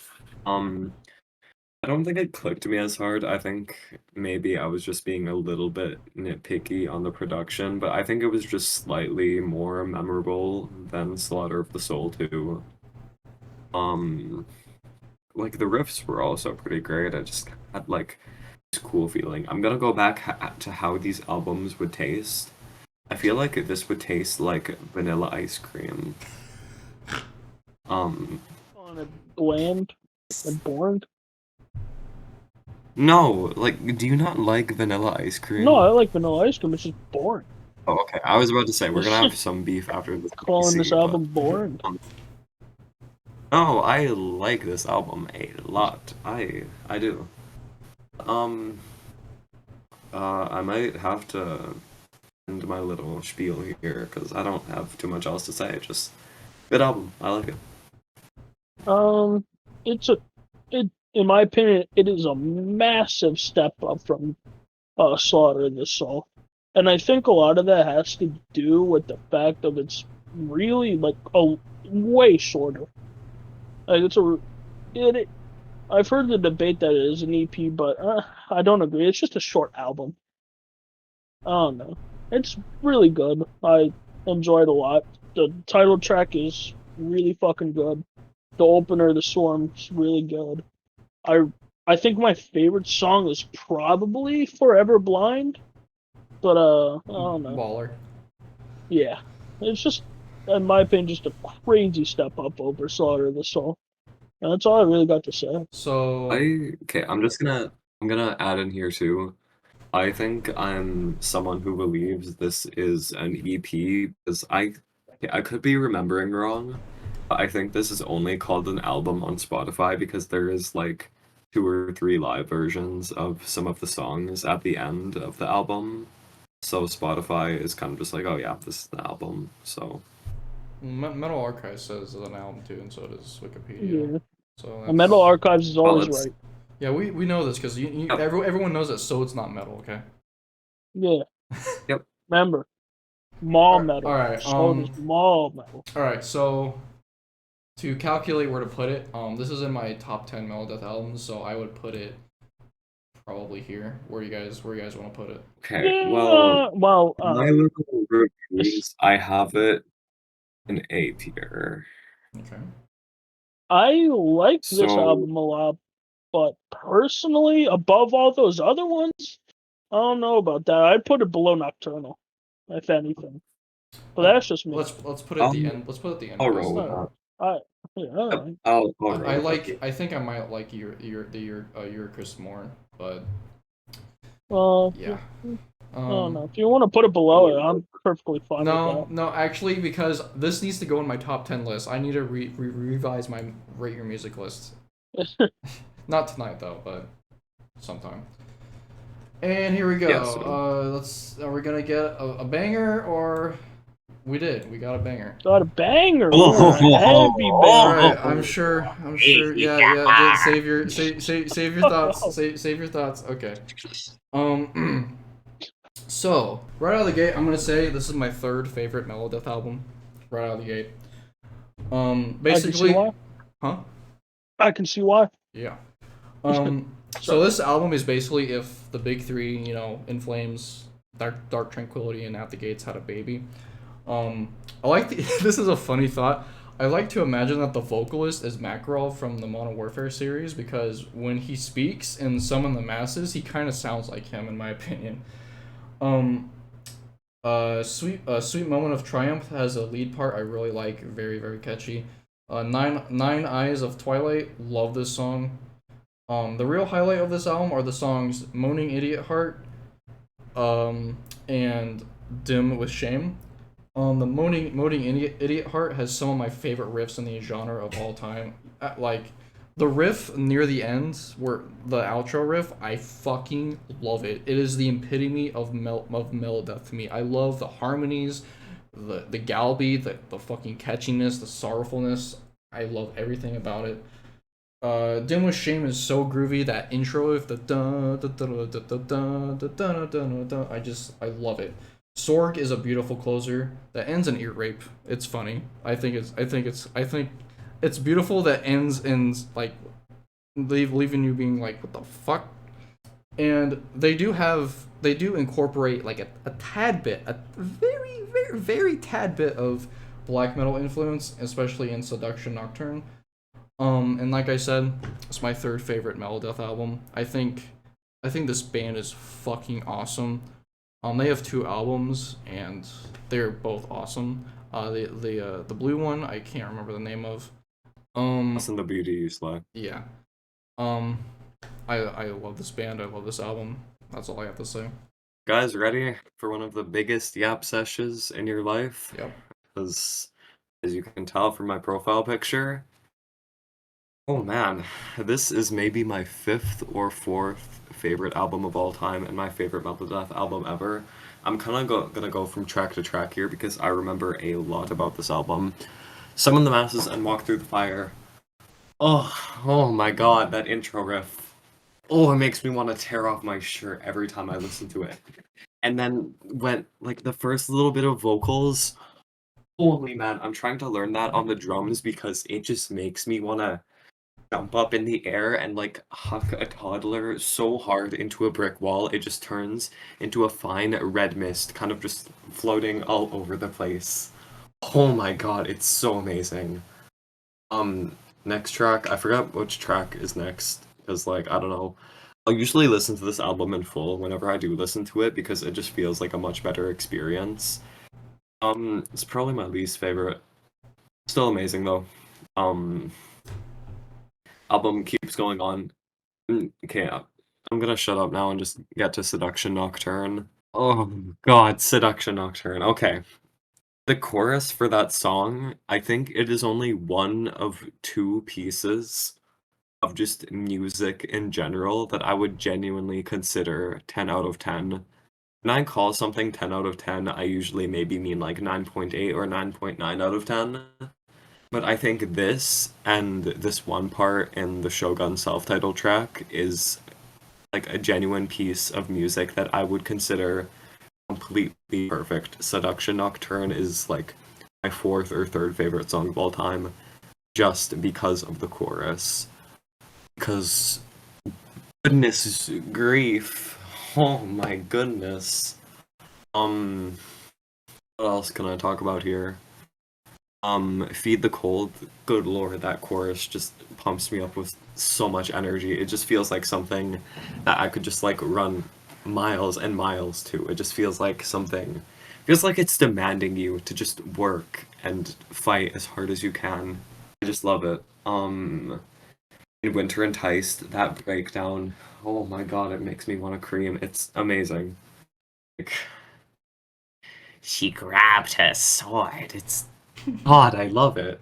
Um, God, what else? Zorg, beautiful song. Oh my God, the first bit is like so pretty. It's an amazing outro to the album. Then it kind of just turns into ear rape. I remember when I went to the USA, I was listening to that part of the song, like when it turned into ear rape as soon as the plane started taking back off to go back to Canada. So whenever I listen to that part, I'm kind of just reminded of like an airplane runway at night. And then I remember like the little laughing part at the end, and I'm just like, damn, that's so weird. Because then after that, it just feels like all of the album prior to it was just a collection of these stories, kind of like virtual, but then like the laughing and speaking at the end, it makes it just sound like someone was telling some cool virtual story. I don't know, it's just something I speculate on a lot that just makes you go like, wow, what the heck, that was weird, but man, amazing album. I could probably talk about it for a lot longer if I wanted to, but I think I've taken up enough time already talking about it. S tier. If it's not S tier, I think I'm just gonna throw my laptop. Personally, it's a pretty mid and forgettable, but Kill it's yourself! decent. No, this album's fucking phenomenal, and I don't really have much to say that you guys didn't. I really, really love the acoustic bits, like Sword, fucking fifth season. I really love fifth season, and Seduction Nocturne. Oh my god, what a fucking Gets song! it. Bass. And This man's a bass. I this album alone is I gotta revise my like top 15 Melodic albums because this one is this one's quickly getting up there. This album is great, but I don't like this as much as Lost in the Beauty You Slay. I'm just gonna say I love Lost in the Beauty You Slay. It is one of the few albums I would give a 10 to, like just a straight up 10 out of 10.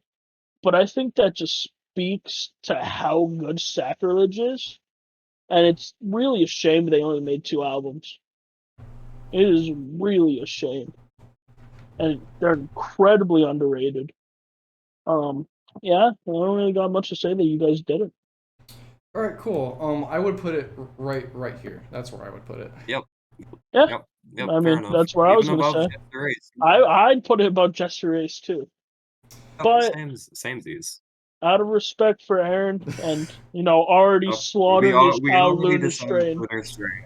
already slaughtering Luna Strain. Okay, I guess out of respect for him, we'll put him third. we all agree that the Just Race is like a masterpiece. Yeah, but So I yeah. think It this is. album is It is. also a masterpiece. Yeah, fair enough. Fair enough. Fair They're enough. both masterpieces. All right, I'm gonna be honest. So I'm surprised Crayons did not complain about the vocals. Oh no, what? I'm I'm What? When surprised. have I surprised ever too. I complained about used to vocals? complain about. I When I have kind of I had complained about vocals? tropes with the vocals when I was first listening to this, but then it kind of just like I forgot about it because everything else about this album is so perfect to me. Also, I think they only stopped making music is didn't the drummer start working for In Flames? I Yeah, have no. Oh really? yeah, yeah. Oh damn. So It's a shame they never let him do any vocals. I like his vocals. Yeah, he's yeah, I did great. too. Yeah, he He was the sounds. drummer from Clayman to oh no, I think Colony to let me look. He was the drummer from Colony to Siren Charms. What? Yeah. Oh Holy wait, I wait, shit. leave wait. after. No, wait, no. He's been the drummer. Oh, since our Colony to Siren Charms. He was the drummer. Holy shit. Wow. Yeah, They Yeah, really I should leave have. after making sorry. So Yeah, I they would. should have let him do some vocals.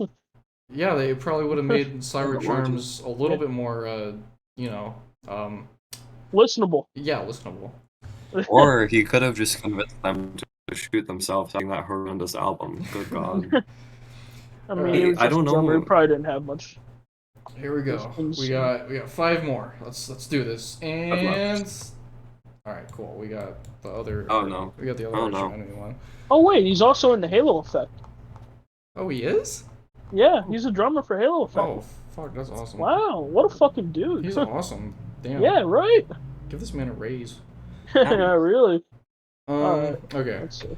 So, this is Black Earth by Arch Enemy. I want to be straight up. This is my favorite by them. That being said, though, it is still in the terms of the Arch Enemy discography, it is the best, and it is A tier. It is not S tier. It is A tier. That being said, though, I don't know where it's gonna be placed in terms of all these masterpieces. But we'll see. To start, the opener is plummeting. It's awesome. It reminds you of Heartwork right out of the gate. The production reminds me a lot of Heartwork too. And this album is basically if Barney Greenway from Napalm Death joined a metal death band or just joined Carcass. I used to not really like this album. Like Z recommended me a song from this album, and I heard like it was the opening track, and I was like, how does he like this? And then the vocals came in, I was like, oh, that's why, because they're not, gutturals or classic death metal vocals. However, I think you just I think you just listen to Heartwork and just get a better experience, because you're pretty much getting the same experience here as you are at Heartwork, but Heartwork has better vocals.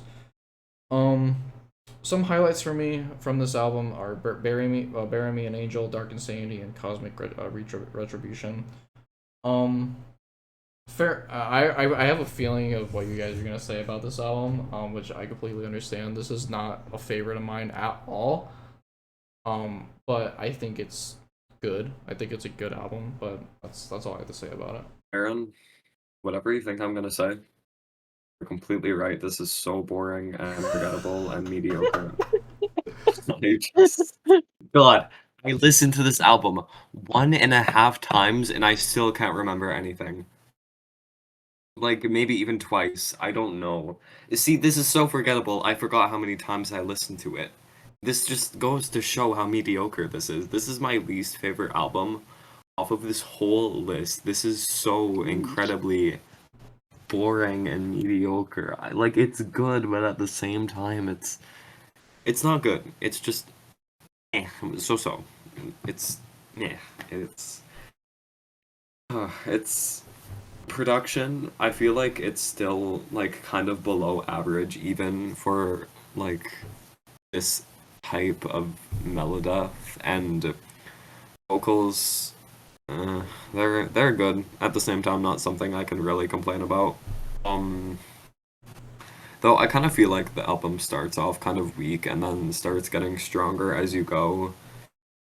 But it's still brought down by how mind-numbingly forgettable this is. It's just, I don't know. Like, I'm sorry if I'm being way too harsh talking about this, but I kind of have to get straight to the point here. This is forgettable. I don't know. I think I agree with Aaron. It is their best album, but also I don't like Arch Enemy, so that isn't really saying much. It's like me saying The Haunted is 6 Feet Under's best album. Yeah, I don't know. I really didn't like the vocals. I don't know. It's way different than any other vocals in this entire tier list, because it's not like really like death metal-y, if that makes sense. It's not like growls or really, I don't know. It's just like yelling. I don't know. It has their best riffs. It's their best album, but it's just mid. Just really mid by a mid band. Wow, I don't know. I did not imagine defending Arch Enemy So I mean, it's not awful. in the Like, it's terms, better than Wages of Sin and Amon Amarth, but yeah. I don't I know. personally, God, I personally would put it. I BRC. would personally would put it here Yeah, that's where I'd put it. Yep. because Yep. Yep. I would rather listen to the Halo effect. Yeah. And this Honestly, makes me want to play Skydancer here, but I'm honestly starting to think about the Halo effect and thinking that we kind of, I don't know, kind of dropped the ball on the Halo effect. yeah, I No, I think it's good then. I think this is. It makes sense why Katza didn't like this because he also thinks Heartwork is overrated, and they're pretty much the same band because or pretty much this the like same album. they're close to the same album, but Heartwork is better. And the I forget what his name is. The Amit brothers, um, like are both in, or one of them is in this album, one of them isn't in this album, so it makes sense. So all right, we got 4 more left. Let's do this. We're playing a game of Russian roulette now, and No, three of these albums. Three of these albums. we got fucking killed. Uh, Hey, hey. Hey, we'll get Don't to talk it. about We'll it. get to it. We'll get to it. We'll get to it. Okay. We'll get to it. Okay. So, like I said before, I do not care for Amon Amarth. However, this is better than the one in D tier. And here we go. The title track, I think that lead melody is fucking awesome. I want to be straight honest. I think that lead melody is fucking awesome. It's very recognizable. Um I think it might be the best song on the album, I'm gonna be honest. Free Will of Sacrifice is okay. It has a decent groove. Guardians of Asgard, okay. Nothing I really latch onto here besides maybe the lead part in the second half. Where is Your God? It was kind of boring. Didn't really care much for it. Um, Varyags has a pretty good main riff. I dig it. Tattered Banners had a cool main riff. The melody reminds me of something. Oh, the melody reminds me of the one riff after Andrews says in Dead Eternity, nothing can help you now. Nothing can help you now. You know that part. No Fear of the Setting Sun. Back to just okay songs. Nothing standout-ish. The Hero was kind of meh. Live for the Kill, decent. Embrace the Endless Ocean, okay. Overall, the most memorable thing about it is the title track. Everything else completely forgettable. I'm gonna be honest. Um, this is I think this is their most popular album. Correct me if I'm wrong. It's okay. I don't think it's anything special whatsoever. I'm gonna. I already know. I saw your balls rating. I saw here. your rating on Rate Your Music. I know what you're gonna say. Yeah, I liked it. I liked it. The title track, goodness golly, that is amazing. Actually, really, really good track. That chorus is amazing. The melody and just the lyrics and just everything about that title track, I just love and adore. Despite what you say, I also love Live by the Kill. That intro riff is just stuck in my head. It used to be something I really liked back in like October and November of last year a lot. Yeah, I actually found this album pretty enjoyable, a lot more memorable than whatever the hell Surtur Rising was. I don't think it's something that I'll come back to more often, but I'll definitely keep it in mind that this so far is definitely the best thing Amon Amarth has put out and probably will ever put out because this is to me is just pretty damn good. I like it. If you like death, like a lot of death metal and power metal, I'd probably listen to this if you can deal with like Viking cheesiness and stuff. Just overall, good experience. Yeah, the title track is, I honestly probably their best song. I mean, not probably, it is their best song. And personally, I like Guardians of Asgard, but those are probably the only two tracks I like on this album. The rest is just forgettable. I don't know. It's certainly better than Surtur's Rising, whatever the fuck that's called. Yeah. And it is probably their best album. But that being said, I just don't really like them on the Marth. I don't see the hype at all. But like I said, Twilight of the Thunder God is a really good track. Guardians of Asgard, though I wouldn't say it's really good. I quite enjoy it. Everything else is just forgettable. Certainly better than, like I said, Stars Rising and Wages of Sin. So I don't know where we put this. Yeah, so I would put it personally. I would put it here. That's where I would put it. I Is I think it's better than Wages of Sin. I'd put it below that Arch Enemy album. I forget what it's called. The one in B. I'd put it Black like all the Earth? way bottom to B. Yeah. I So put it in B because I like it. Like I was thinking A, but you guys don't seem to be as fond of it, so I'll settle with like low B. But I think I'll put it in C B. just I'll Yeah, even do we'll you, put I'll even do you justice. yeah. I'll put it in yeah. front of Arch Before Enemy. Kathy said that, I was about to say, you know what, I'm fine with putting it top of C, but yeah, we'll compromise and put it mid B. All right. Well, we have 3 left, and they're all fucking awesome. All right. So here we Yeah. go. Here we go. Where We're we not playing Russian roulette anymore. Oh yeah, we got Okay. Insomnium again. All right, and I did write notes for this one. Crazy album. Yeah, this is my second favorite by them. I think this is where they take the atmosphere, and they did it best here in my personal opinion. This is the album where they mix, like I said, they mix their riffs and the atmosphere the best. The Gale is a very pretty intro. Gets you ready for you're about to hear. Mortal Share, Change of Heart, The Killjoy are probably my favorites. I think The Void of Caring might be my least favorite off this, but it still slaps. I'm gonna be honest, as I Killjoy is my personal favorite. I just love the riffs on this. I'm gonna be honest, as much as I love this album, I feel like it kind of drags for me. As much as I love it, as much as I love this album, it does kind of drag. That's really the only like gripe I have with it. It's not, I don't think it's perfect, but it is a great album, and that's all I have to say about it. Well, I might have to agree with the part of it dragging on. Just kind of the big booming choruses sometimes blended things in a bit together, but like not like the Halo effect level. They at least were like somewhat smart about it and made them like more memorable, if that makes sense. But yeah, I liked it. The atmosphere was done really well. It just felt like really melancholy and sorrowful. Like it's probably one of the sadder, if not the saddest album on this list. Accompanied really well with like really good riffs and like almost like chill sounding vocals. Lyrics are also like kind of deep and philosophical, and like as long as they're not cheesy, I usually like those. Like I'll usually like lyrics if they're either like powerful, I don't know how to explain it, if they're like powerful or make you pumped up, or just like really philosophical and like emotional. And they were pretty kind of like emotional lyrics in this one, so I like that. I like Halls of Awaiting more though. Um, Still really good. I like it. Just could have some tweaks. Overall, pretty great.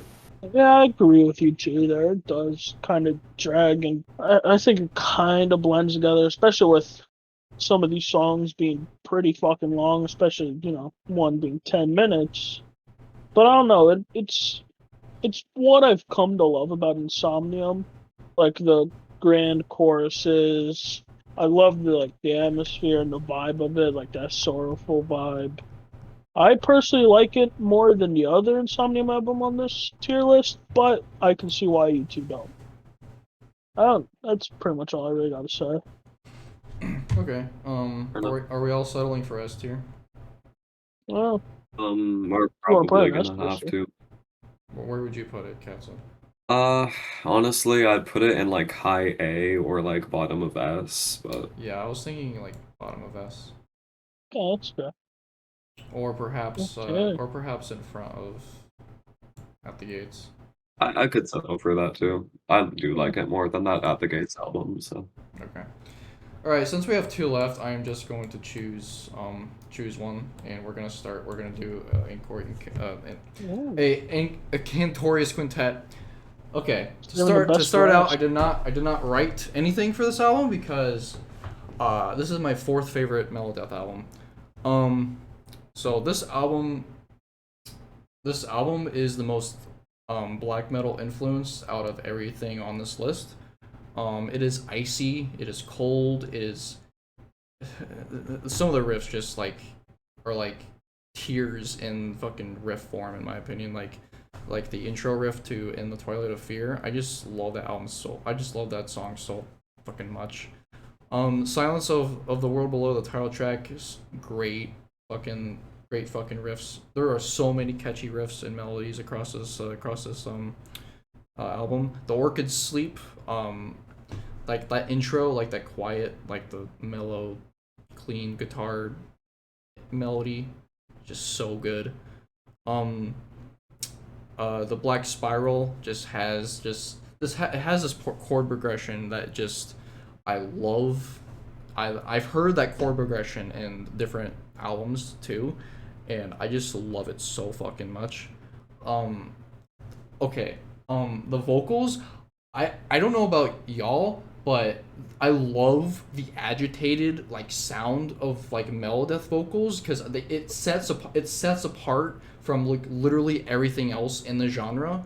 It has such a distinct sound. I just love the sound of the agitated vocals, and they do bring gutturals in here too, but I just love like the agitation like the vocals have, and I also love like the the lyrical content and like what they sing, what they like scream about, like just in general in the genre. I just love. I fucking love this album to death. Monica fucking bought this for me on like for Christmas one year. It was a big surprise because I just holy shit. And this album cover is so pretty too. Uh, yeah, I love this. It's awesome. Well, I like this album a lot too. One thing I have to say is that I completely agree with you about the agitated vocals thing. I love it when like bands, especially when they do like death metal or black metal vocals, and they sound like pissed off, or when they're on like the brink, or when it sounds like they're on the brink of crying or something.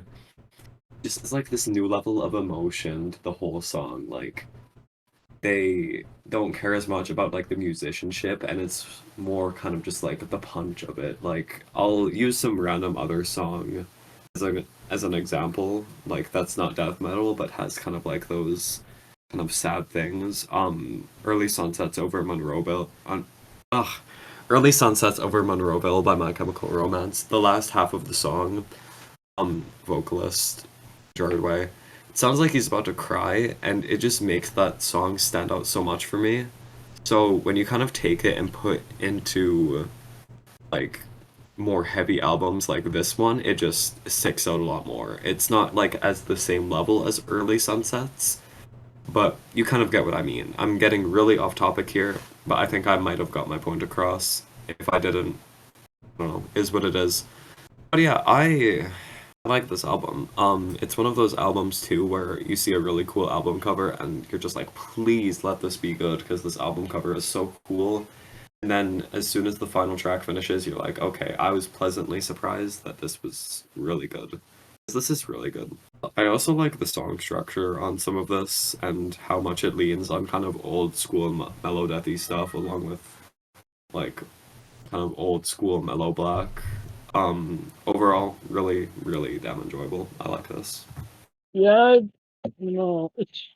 again, this is one of the albums I really don't have a lot to say about, but I really like. And no, I don't really have much to add on to what you guys said, but I completely agree about the things that you guys said about the vocals. No, just there's just a lot of emotion in this album, and it's really catchy. And yeah, that's all I really got to say. And that album cover, it's probably my favorite album cover here. Yeah, I don't know. I so do really love that album cover. I know it's sick. I I love the don't know. blue. I love the blue and the red. Yeah. All Uh, right. So in terms ooh, of where I would put oh. it, so I would put it here. But where are you guys thinking? Because I gotta calculate. I Um, fuck. I'd put it This is hard. maybe I would put uh, it behind. Think about either putting it behind Anatomy of the Beast or behind Gates of Ishtar. Okay, I'd probably put it in front of Gates of Ishtar and behind Anatomy of the Beast, Okay. but that's just me. okay, what about you, Captain? I'd love to hear what Cat has to say. Oh, you see in my notes here, when I first listened to this and was having it down, I was thinking of A tier, but I kind of came back to Oh, it slightly before making this video. And now I'm kind of thinking maybe lower S, but with where you guys are putting it, I'm also okay with that. Like, All right, we'll put it right here. sounds alright. good to me. All right, the last album in this 30 album tier list, The Gallery Jeez, by we've been here. The Gallery by So Dark long. Tranquillity. So, I'm gonna be straight up with you. It's my second favorite metal death album. Um, like Skydancer, when I first listened to it, Punch Me, because I didn't, for some reason I didn't like it when I first heard it. I like the two songs that made me that got me was Silence and The Firmament with Drew and Elden Spring, Eden Spring or whatever. But now I love this album.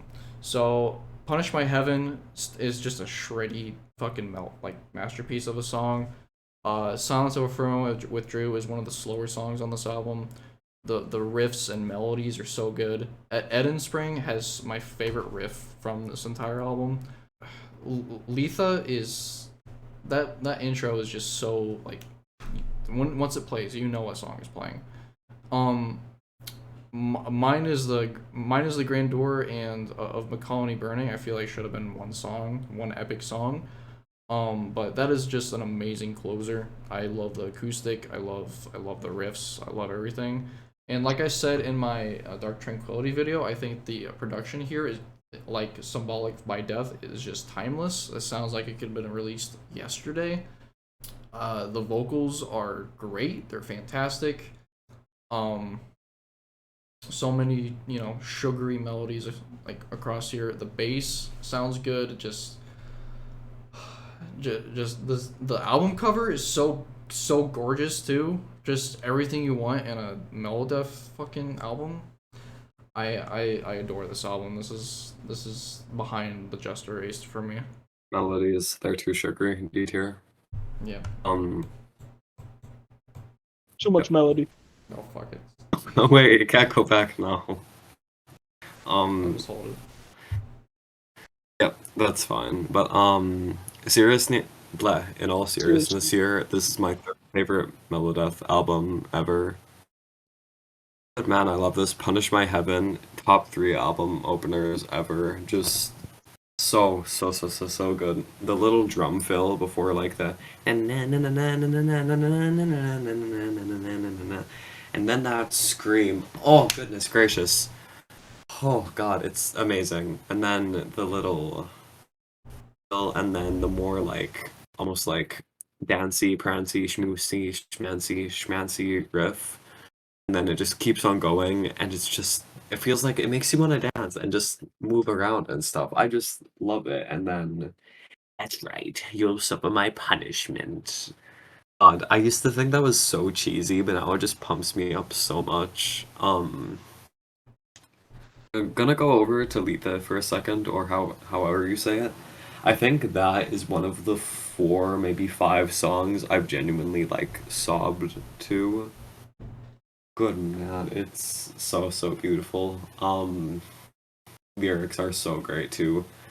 I've seen someone, it might have been in a different server or Rate Your Music, that said that the little intro part was way too long. I'm gonna have to disagree there. It like sets the mood for the song really well. Um, all around amazing album, amazing riffs, amazing vocals, amazing everything. I think it is very deserving of the title of one of those like classic Melodeath albums because it is my third favorite ever and definitely a top like 20 maybe 15 albums ever for me. Might have a hot take here. This album's trash. Damn. No, I'm fucking. No, this is probably it's probably my third or fourth favorite on this list. I mean, it's hard to hate this album. This is probably I wouldn't say like overrated. I would say this is one of the most praised like Melodeath albums of all time. And it's it's easy to see why. It's fucking amazing. Like Punish My Heaven, the solo at the end, and then a little piano at the end. Oh my god. Like what Aaron said a couple albums ago, usually I don't pay attention to solos unless they're like really good. And Punish My Heaven and what's the other one called? Silence and Firmament withdrew. yeah, Withdrew. the solos in both those songs, oh my god. And then the title track with the the women vocals.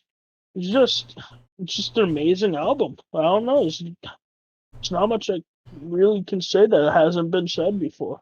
It's just really good. Yeah. we're going Yeah, D tier. so I think Now where do we put it?